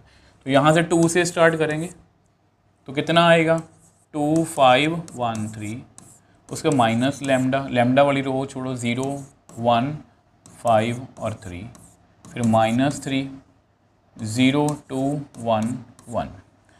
तो ए डिटर्मिनेंट कितना आया, 6 माइनस 5, ठीक है, 0 माइनस 5, 0 माइनस 2। तो ए डिटर्मिनेंट कितना आ गया, सॉल्व कर लो पहले इसको, 2 इंटू 1 प्लस 5 लैम्डा प्लस 6, तो कितना आ गया, 5 lambda plus 8। Since a inverse exist if determinant जो है वो not equal to zero, which implies 5 lambda plus 8 not equal to zero, lambda not equal to -8/5। तो कौन सी ऑप्शन है, कोई ऑप्शन मैच ही नहीं कर रही, तो ऑप्शन डी, मतलब नन ऑफ दीज। चेक करने दो एक बार मुझे, तो नन ऑफ दीज आएगा, तो नन ऑफ दीज है ना, यस, ये हमारी ऑप्शन बिल्कुल एक्यूरेट। आई होप ये आपको क्लियर है। तो नेक्स्ट क्वेश्चन की तरफ चलते हैं। A and B are invertible matrix, which of the following is not correct. देखो ये मुझे आंसर पता है, बट मैं थोड़ा सा आपको समझाना चाहता हूँ। देखो अगर हम ऑप्शन ए की तरफ देखें, ऑप्शन ए क्या है, adjoint a is equal to a determinant a inverse. तो यहाँ से adjoint a upon a determinant is equal to a inverse, तो ये तो ट्रू है, ये तो ट्रू है, ठीक है, ये ट्रू है। तो अगर हम ऑप्शन बी की बात करें, डिटर्मिनेंट ऑफ ए इनवर्स, और याद करो डिटर्मिनेंट मैंने आपको बेसिक में बताया था, ये एक ही बात होती है, ये ट्रू होती है, हमेशा ट्रू होती है, मैंने आपको बेसिक में बताया हुआ है। नेक्स्ट अगर हम ऑप्शन सी चेक करें, तो ए बी का इन्वर्स ये ट्रांसपोज की तरह होता है, ये ट्रांसपोज की तरह होता है कि उल्टा बी ट्रांसपोज ए ट्रांसपोज, तो ये भी ट्रू है। तो हमारी ये वाली ऑप्शन जो है ये बिल्कुल, मतलब कि ये आंसर इसका सही है।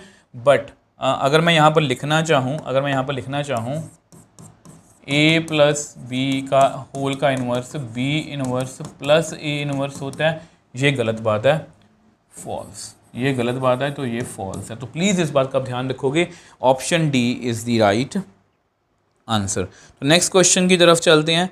तो नेक्स्ट क्वेश्चन जो है there are two values for each determinant is equal to 86, then sum of these numbers। देखो ये बहुत अच्छा क्वेश्चन है, बहुत आसान है, बट पेपर में अगर आपके सामने ये पहली बार आया तो आपसे शायद ये सॉल्व जो है वो नहीं होगा। हमें डिटर्मिनेंट को सॉल्व करना है। डिटर्मिनेंट को सॉल्व करते हैं तो कैसे स्टार्ट करेंगे, 1 से। 1 के साथ कौन आएगा, a -1 4 और 2a, ठीक है। उसके बाद अब -2, माइनस पहले भी है, ठीक है, ये बात का ध्यान रखना। 2 और 0 -1 और 2a। उसके बाद 5 क्या रखेंगे, 2a 0 4। लो करो जी सॉल्व इसको, कितना आएगा 2a स्क्वायर माइनस -4, यहाँ +2, कितना आएगा 4a -0, यहाँ पर 5 8 -0। डिटर्मिनेंट हमें 86 गिवन है। 2a स्क्वायर +4 कितना आएगा 8a +40। थोड़ा सॉल्व करें इसको, और 2a square +8a +44 is equal to 86। तो यहाँ पर अगर हम इसमें से पहले कॉमन ही ले लें, 2 को कॉमन ले लो, अंदर कितना आएगा a स्क्वायर +4a +22, है ना। यहाँ पर 86 है, इसको कट कर दो, 2 4 8 2 3 6। तो सॉल्व करते हैं, a square +4a +22 -43 is equal to 0। इसको माइनस करना, 121 आ गया, है ना, -21। इसके फैक्टर्स कितने बनेंगे, 7a - 3a -21 is equal to 0। यहाँ से कॉमन ले लो, तो a + 7a - 3 is equal to 0। यहाँ तो यहाँ से a 7 आएगा, -7 आएगा, यहाँ से 3 आएगा। हमें क्या पता करना है, यहाँ पर सम इज -7 + 3 कितना आएगा, -4। तो कौन सी ऑप्शन मैच कर रही है, तो option c is the right answer. देखो क्वेश्चन बहुत आसान है कि पेपर में ऐसी बातें कई बार दिमाग में नहीं है, जो आपको ऐसे क्वेश्चन प्रैक्टिस करने चाहिए। तो नेक्स्ट आगे जी, फिलिंग द ब्लैंक्स। अब ये बहुत ईजी है। अब ए एक मैट्रिक्स है ऑफ ऑर्डर n। आपको एक फॉर्मूला पता होगा, ये जो 3a है, ये 3a किसके इक्वल आएगा, ये 3a किसके इक्वल आएगा। आपको पता है कि इसको 3 को अगर डिटर्मिनेंट से बाहर निकालना है तो कितने 3 बाहर निकलेंगे, जितना ऑर्डर है 3 बार निकलेगा, और a का डिटर्मिनेंट, ठीक है। तो कितना आंसर आएगा इसका, 27 × a डिटर्मिनेंट। तो ये इसका आंसर है। आई होप मतलब यही आंसर, बस चेक करने दो मुझे। तो यस, ये हमारा आंसर जो है बिल्कुल एक्यूरेट है। नेक्स्ट क्वेश्चन पे चलते हैं। तो नेक्स्ट क्वेश्चन कौन सा है, A is invertible matrix of order 3 × 3 then A inverse is equal to. तो देखो अब यहाँ पर ना ए इनवर्स का डिटर्मिनेंट पूछा।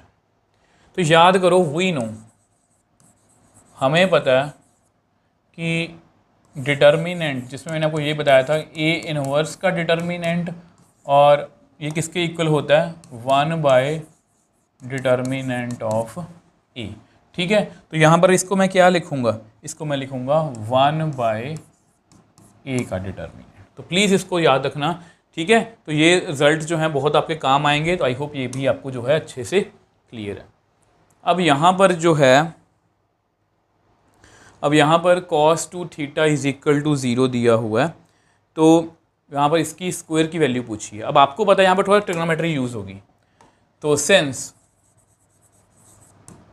cos 2 theta is equal to 0, इसका मतलब 2 थीटा की वैल्यू कितनी होगी, 90। ये तो पता है ना आपको, अगर हम फर्स्ट क्वाड्रेंट की ही बात करें तो 90। तो यहाँ से थीटा की वैल्यू कितनी आ गई, π/4। तो which employees 0 cos π/4 sin π/4 cos π/4 sin π/4 0 sin π/4 0 cos π/4।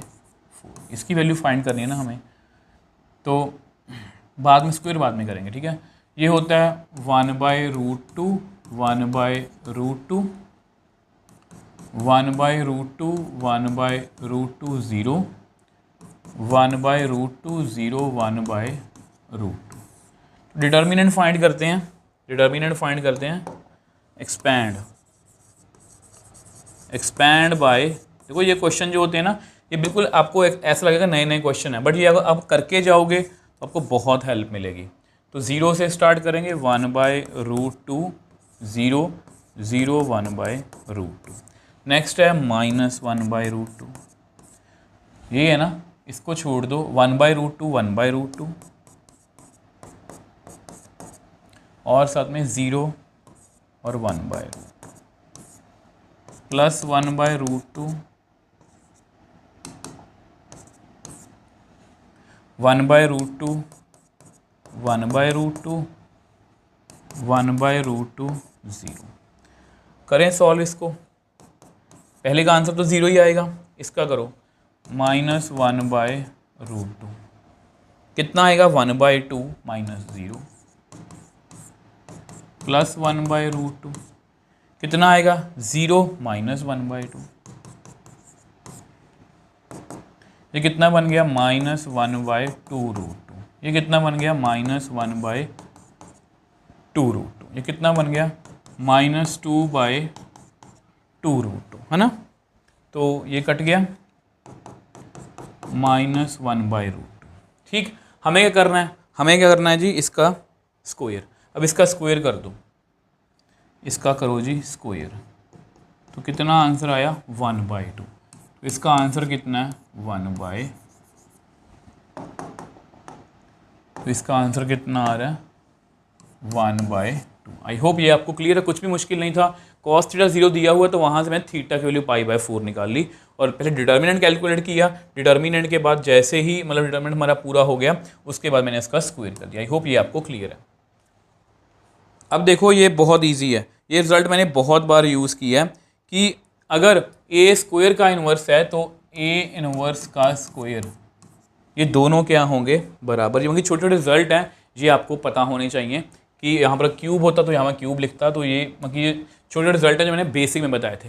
If a is a matrix of 3x3 then number of minors, देखो अगर एक 3x3 मैट्रिक्स है, कितने एलिमेंट्स होंगे उसमें, कितने एलिमेंट्स होंगे 1 2 3 4 5 6 7 8 9, तो कितने माइनर बन सकते हैं, इसका इसका इसका कितने माइनर्स बनेंगे 9, तो कितने माइनर्स होंगे 9 एलिमेंट्स। ठीक है, therefore number of minor of a are 9।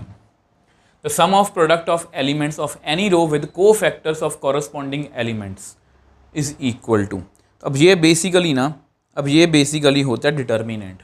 अब इसको मैं आपको याद करवा देता हूँ। अगर कोई मैट्रिक्स लिखूं मैं,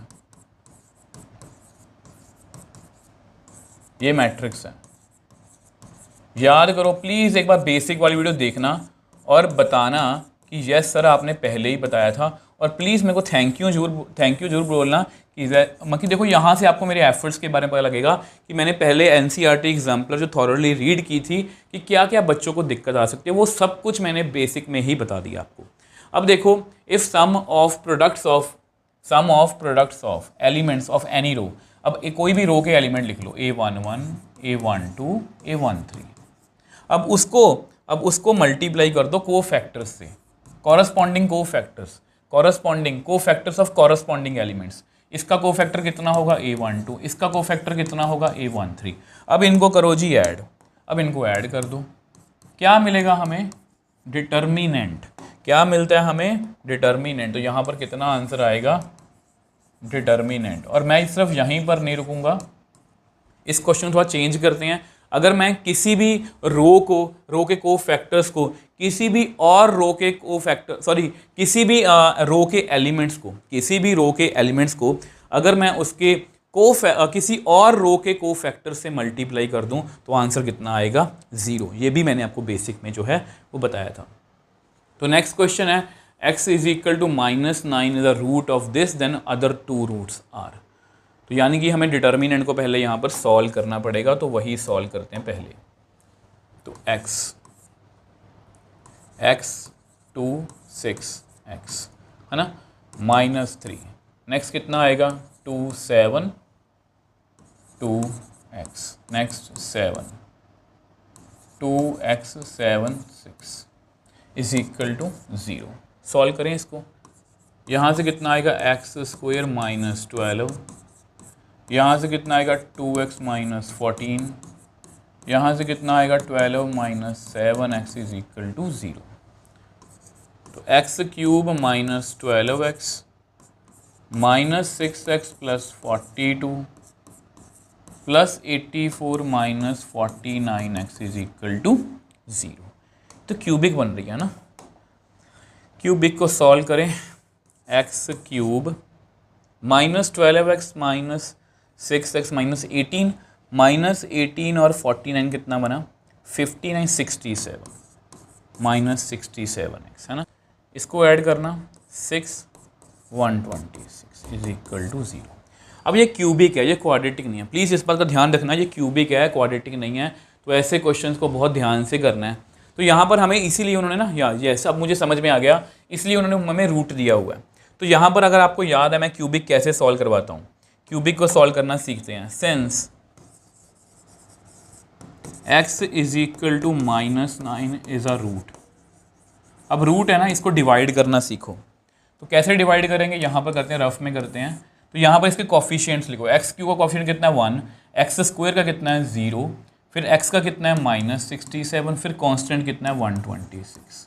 इसको ऐसे डिवाइड करते हैं, यहाँ 1 लिखो, इसको इससे मल्टीप्लाई करो, कितना आएगा -9, इनको ऐड करो -9, 9 और 9 को मल्टीप्लाई करो 81 आएगा, इनको सब्ट्रैक्ट कर दो। यहाँ पर कितना आएगा 81 में से 7 गए, यहाँ पर 4 बच गया और 7 में ये है ना, यस। इसको इससे करो 126 ही आएगा है ना, 126 ही आएगा।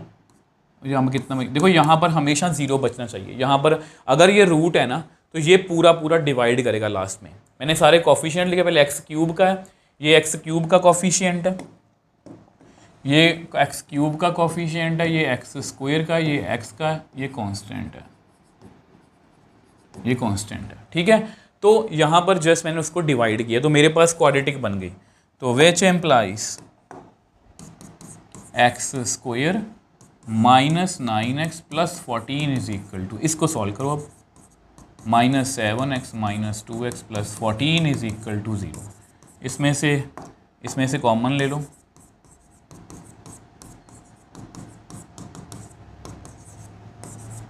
x minus 7 x minus 2 is equal to 0। x कितना आ गया 2 और 7। कौन कौन से फैक्टर्स आ गए, अच्छा ऑप्शन तो है ही नहीं है, तो हमारा आंसर क्या आ गया यहाँ पर 2 and 7। तो एक बार मुझे चेक करने दो, यहाँ से मैं नई चीज़ क्या सीखी है, क्यूबिक को किस तरह से सॉल्व करते हैं। तो x is equal to 2, x is equal to 7। तो यस, ये हमारे दो रूट्स हैं। ठीक है, तो इन बातों का आप ध्यान रखोगे। ऐसे क्वेश्चंस जब आप करके जाते हो, मतलब घर पे प्रैक्टिस करके जाते हो, तो पेपर में बहुत आसानी से हो जाते हैं। अब ये क्या है, ये ट्रू है, a determinant not equal to 0। तो ये स्टेटमेंट हमारी क्या है, ट्रू, क्योंकि हमें पता है ए क्यूब का इन्वर्स और ए इन्वर्स का क्यूब एक ही बात है। ठीक है, तो इस बात का आप ध्यान रखोगे। अब वेयर ए, अब ए यानी, अब ये क्वेश्चन थोड़ा ट्रिकी है, ये क्वेश्चन थोड़ा ट्रिकी है, इसको थोड़ा ध्यान से समझना प्लीज़। ए का इन्वर्स दिया हुआ है, यानी कि देखो अगर मैं यहाँ पर लिखूँ,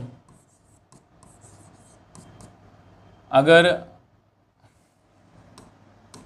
इसको ऐसे मत पढ़ो, मैं कैसे समझाऊँ आपको, मैं कैसे समझाऊँ। अगर मैं यहाँ पर लिखूँ कि A inverse is equal to B है, इसका मतलब विच एम्प्लाइज ये होना चाहिए।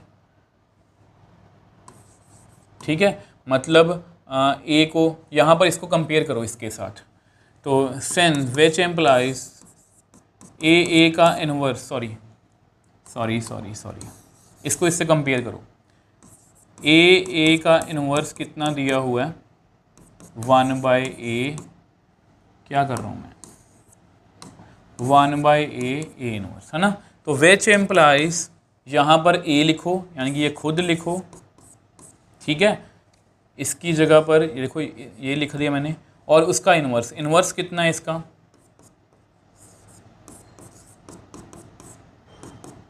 Is equal to y। ध्यान से समझने की कोशिश करो। ध्यान से समझने की कोशिश करो, ये और ये कंपेयर करो, ये और ये कंपेयर करो, ठीक है। यहाँ पर मैं बी लिख देता हूँ, यहाँ पर मैं बी लिख देता हूँ। अब कंपेयर करो, ए इनवर्स अगर बी है तो A B is equal to I होता है। अब इसका इन्वर्स अगर ये है तो इसको अगर मैं इस एलिमेंट को इससे मल्टीप्लाई करूँगा तो आई आना चाहिए। ए और ए तो स्केलर है, कांस्टेंट कट हो गए। A into A is equal to I which is true, which is true, but A determinant is equal to zero और A determinant not equal to zero, nothing is given. हमें ये नहीं बताया गया कि ए का डिटर्मिनेंट यहाँ पर जीरो, मगर सिंगुलर मैट्रिक्स है या नहीं, क्योंकि अगर ये डिटर्मिनेंट जीरो हुआ तो इन्वर्स इसका एग्जिस्ट ही नहीं करेगा ए का, और अगर ये मतलब जीरो के इक्वल नहीं हुआ तो इन्वर्स एग्जिस्ट करेगा। तो ये हमारी स्टेटमेंट है यहाँ पर फॉल्स है। ये फॉल्स क्यों है? क्योंकि यहाँ पर हमें ए डिटर्मिनेंट के बारे में कुछ नहीं बताया। देखो पिछले क्वेश्चन में बताया था कि a determinant not equal to zero, तभी उसका इन्वर्स एग्जिस्ट करेगा। तो इसलिए ये वाली स्टेटमेंट जो है ये हमारी क्या है? फॉल्स। ठीक है, ये वाली हमारी स्टेटमेंट क्या है? हमारी फॉल्स है। देखो नेक्स्ट क्वेश्चन जो है ये हमने आज भी किया था, मैंने आपको पहले ही बताया था, कि ये थोड़ा ज़्यादा ईजी लगता है। डिटर्मिनेंट अगर मैं ए इनवर्स का डिटर्मिनेंट करूँ और डिटर्मिनेंट ए का मैं इनवर्स कर दूँ, मतलब इस तरह से, ये स्टेटमेंट हमने बेसिक वाली वीडियो में पढ़ी थी, ये ट्रू होती है। तो यहाँ पर ये लिखा है कि ये बराबर नहीं है, तो ये स्टेटमेंट क्या हुई हमारी? फॉल्स। ये स्टेटमेंट क्या हुई हमारी? फॉल्स। तो नेक्स्ट है जी, if A and B are matrix of order 3, A determinant दिया हुआ 5, बी डिटर्मिनेंट दिया हुआ 3, then 3ab is equal to. Okay, अच्छा ये देखो सेंस, वही नो हमें पता है, ये भी मैंने आपको बेसिक में बताया था, और मैं ऐसे ही नहीं बोल रहा, मैं आप प्लीज़ वीडियो पे जाके चेकआउट करना। ये हम लिख सकते हैं, अगर दो मैट्रिक्स का डिटरमिनेंट इकट्ठा मल्टीप्लाई करके करूं या अलग अलग करके करूं, बात एक ही है। तो विच एम्प्लाइज 3ab, ठीक है, 3ab।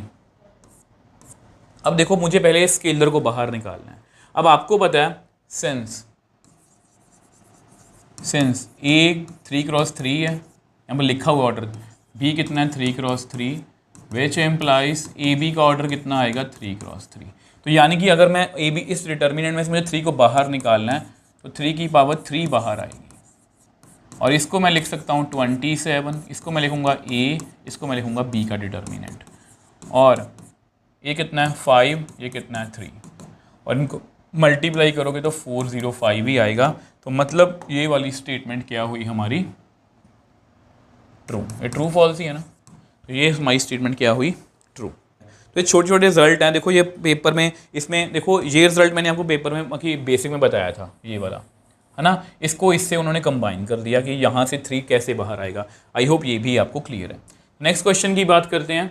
If the value of third order determinant is 12, then the value of determinant formed by replacing each elements by its cofactors will be 144। अब देखो ये जो क्वेश्चन थोड़ा ट्रिकी है, हमको सब समझाने की कोशिश करता हूँ। अब मान लो कि मैट्रिक्स लिखता हूँ मैं, लेट ए कोई मैट्रिक्स है, A11, A12, A21, थोड़ा जानबूझ के छोटी एग्जाम्पल ली है, ठीक है, ताकि आपको अच्छे समझ पाओ। अब इसके कोफैक्टर्स लिखना, इसके कोफैक्टर्स होंगे ये वाले, ये कोफैक्टर मैट्रिक्स है। ये क्या है? कोफैक्टर मैट्रिक्स है ना, इसको मैं लिख देता हूँ कोफैक्टर मैट्रिक्स ए, ठीक है, ये कोफैक्टर मैट्रिक्स ए है। अब इसका अगर मैं ट्रांसपोज कर दूं, अगर इसका मैं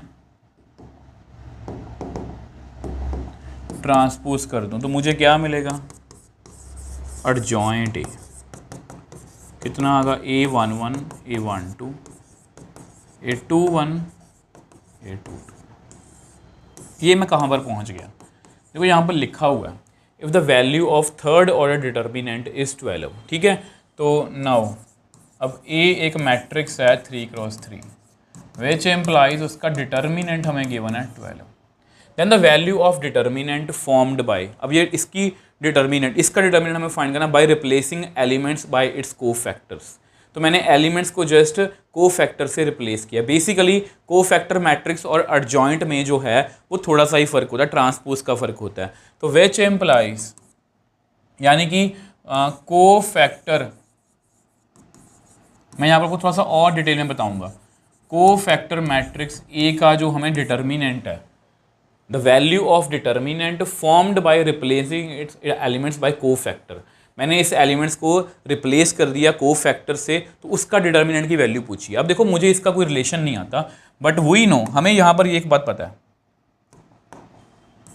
वी नो कि अगर मैं डिटर्मिनेंट करूँ ए का और बाद में उसका ट्रांसपोज कर दूँ, या ए ट्रांसपोज का डिटर्मिनेंट कर दूँ, वो सेम होता है। तो यानी कि अगर मैं कोफैक्टर, यानी कि अगर मैं कोफैक्टर जो हमारा मैट्रिक्स है, इसका अगर मैंने डिटर्मिनेंट फाइंड करना है, तो यानी कि इसका एडजॉइंट ये किसके बराबर होगा, एडजॉइंट के डिटर्मिनेंट के।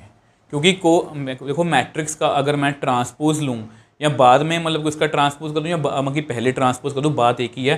तो कोफैक्टर मैट्रिक्स का ट्रांसपोज कर दूँ तो मुझे एडजॉइंट में मिलेगा, तो कोई फर्क नहीं पड़ता, डिटर्मिनेंट की वैल्यू सेम रहेगी। तो एडजॉइंट का मुझे फॉर्मूला पता कितना होता है, a रेज़ टू पावर 3 - 1। अब 3 क्यों लिखा होगी, एक ऑर्डर कितना है 3। तो विच एम्प्लाइज कितना आंसर आएगा, a डिटर्मिनेंट की पावर 2, a डिटर्मिनेंट कितना है 12, तो कितना आया 144। और बिलीव मी ये क्वेश्चन जो है ये हद से ज़्यादा इंपॉर्टेंट है। नया क्वेश्चन है, नए से मेरा मतलब है ये पहले पेपर में नहीं आया हुआ, तो मतलब इस बार पेपर में आपको आ सकता है। समझने की कोशिश करो। उन्होंने बोला डिटर्मिनेंट की वैल्यू दी हुई है, उन्होंने पूछा कि एक डिटर्मिनेंट और है जिसकी वैल्यू कैसे निकली है, रिप्लेसिंग एलिमेंट्स, इस एलिमेंट को मैंने इससे कोफैक्टर से रिप्लेस कर दिया। मतलब वो कोफैक्टर मैट्रिक्स की बात कर रहे हैं। बट आपको पता है इसका डिटर्मिनेंट अगर मैं निकाल दूं या इसका ट्रांसपोज करके निकाल दूं, बात एक ही है। मुझे एडजॉइंट ए का फॉर्मूला पता था, इस तरह से हमारा क्वेश्चन जो है वो सॉल्व हो गया। Where is a is a square matrix of order 2। अब आपको पता है सेंस एडजॉइंट ए का फॉर्मूला कितना होता है, एडजॉइंट ए का फॉर्मूला होता है a की power n-1, n is order of a। तो विच एम्प्लाइज, अब यहाँ पर अकॉर्डिंग टू क्वेश्चन,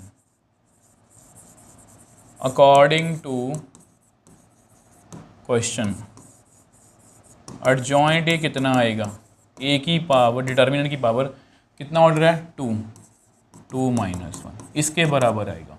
बट यहाँ पर ये क्या है, गलत है, यहाँ पर ये क्या है, गलत है। तो ये हमारी स्टेटमेंट क्या हुई, फॉल्स, क्योंकि ये इसके इक्वल है, इसके स्क्वायर के इक्वल नहीं है। तो हमारे लास्ट क्वेश्चन की बात करते हैं। अब देखो ये क्वेश्चन हम पहले कर चुके हैं, 31 शायद क्वेश्चन था, फिर दोबारा से जल्दी कर लेते हैं, एक्सपेंड करते हैं। मुझे इसका आंसर ट्रू लग रहा है, 1 + sin theta 1 + sin theta 1 1 1 + cos theta, ठीक है, -1 1 1 1/1 + cos थीटा +1 1 1 1 + sin थीटा 1। तो एक्सपैंड सॉल्व करें इसको, कितना आएगा 1 + cos थीटा, 1 को मल्टीप्लाई किया फिर साइन को कर दो, sin थीटा फिर plus sin theta cos theta -1।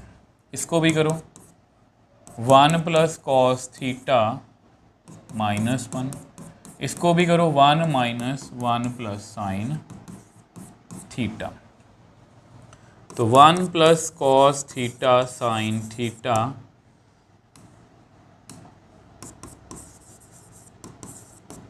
Plus sin theta cos theta, sorry ये 1 तो कट ही कर दो, है ना, तो इस 1 को लिखने की ज़रूरत ही नहीं है यहाँ पर।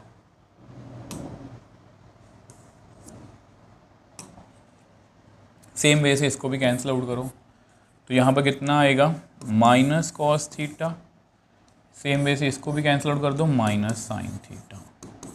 तो अब देखो ये भी कैंसिल आउट हो गया, तो मेरे पास कितना रह गया sin थीटा cos थीटा। ठीक है, तो याद करो पिछले क्वेश्चन मैंने क्या करवाया था आपको, मैंने क्या कहा था कि इसको 2 से डिवाइड कर दो, 2 से मल्टीप्लाई, वहाँ पर जस्ट माइनस था या माइनस नहीं है, तो कितना आंसर आया sin 2 थीटा बाय 2। वही नो, अब आपको पता है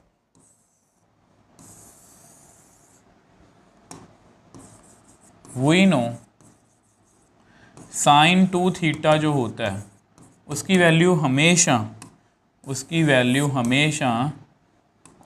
-1 और 1 के बीच में होती है। ठीक है, तो अगर मैं इसमें सबसे बड़ी वैल्यू फिल करूंगा, इफ़ देखो साइन की सबसे बड़ी वैल्यू मैं 1 ले सकता हूँ, विच एम्प्लाइज इसका आंसर कितना आएगा 1/2। हमने मैक्सिमम वैल्यू पूछी है, तो मैक्सिमम वैल्यू कितनी हुई 1/2, तो ये स्टेटमेंट हमारी क्या हुई ट्रू। मैं पहले ही बता चुका हूँ, उस क्वेश्चन में माइनस था तो मैंने साइन की सबसे छोटी वैल्यू फिल कर दी, जब छोटी वैल्यू को माइनस से मल्टीप्लाई करेगी वो सबसे बड़ी वैल्यू बन जाएगी। तो इस तरह से हमने डिटर्मिनेंट्स के अंदर जितने भी एनसीईआरटी एग्जाम्पल के सारे क्वेश्चन थे वो सॉल्व कर लिए हैं। इसमें हमने एक ही वीडियो में सारे क्वेश्चंस को मतलब कि सॉल्व कर लिया, क्योंकि ज़्यादा क्वेश्चंस नहीं थे, तो एक ही वीडियो में हमारा डिटर्मिनेंट जो है वो कंप्लीट हो गया। अगर आपको फिर भी कोई डाउट है मुझे नीचे कमेंट सेक्शन में लिख सकते हो, मैं हमेशा आपका रिप्लाई करता हूँ, बस मुझे नीचे टाइम बता दिया करो कि कहाँ पर आपको डाउट है, इससे मैं उस डाउट पर जल्दी पहुँच जाता हूँ, जल्दी आंसर करने की कोशिश करता हूँ। बाकी अगर आपको वीडियो अच्छी लगी तो वीडियो को लाइक और शेयर जरूर करना, इससे हमें मोटिवेशन मिलती है ताकि मैं और भी अच्छे से जो है ये काम कि और भी जोश से करूँ, क्योंकि नेक्स्ट हम कंटिन्यूटी एंड डिफरेंशिएबिलिटी करने वाले हैं। काफ़ी इंपॉर्टेंट टॉपिक है कैलकुलस का। कंटिन्यूटी एंड डिफरेंशिएबिलिटी का जो बेसिक है वो मैं 20 मिनट्स की वीडियोस बना चुका हूँ, वो आप जाके हमारे चैनल पर चेकआउट कर सकते हो। तो मिलते हैं नेक्स्ट वीडियो में।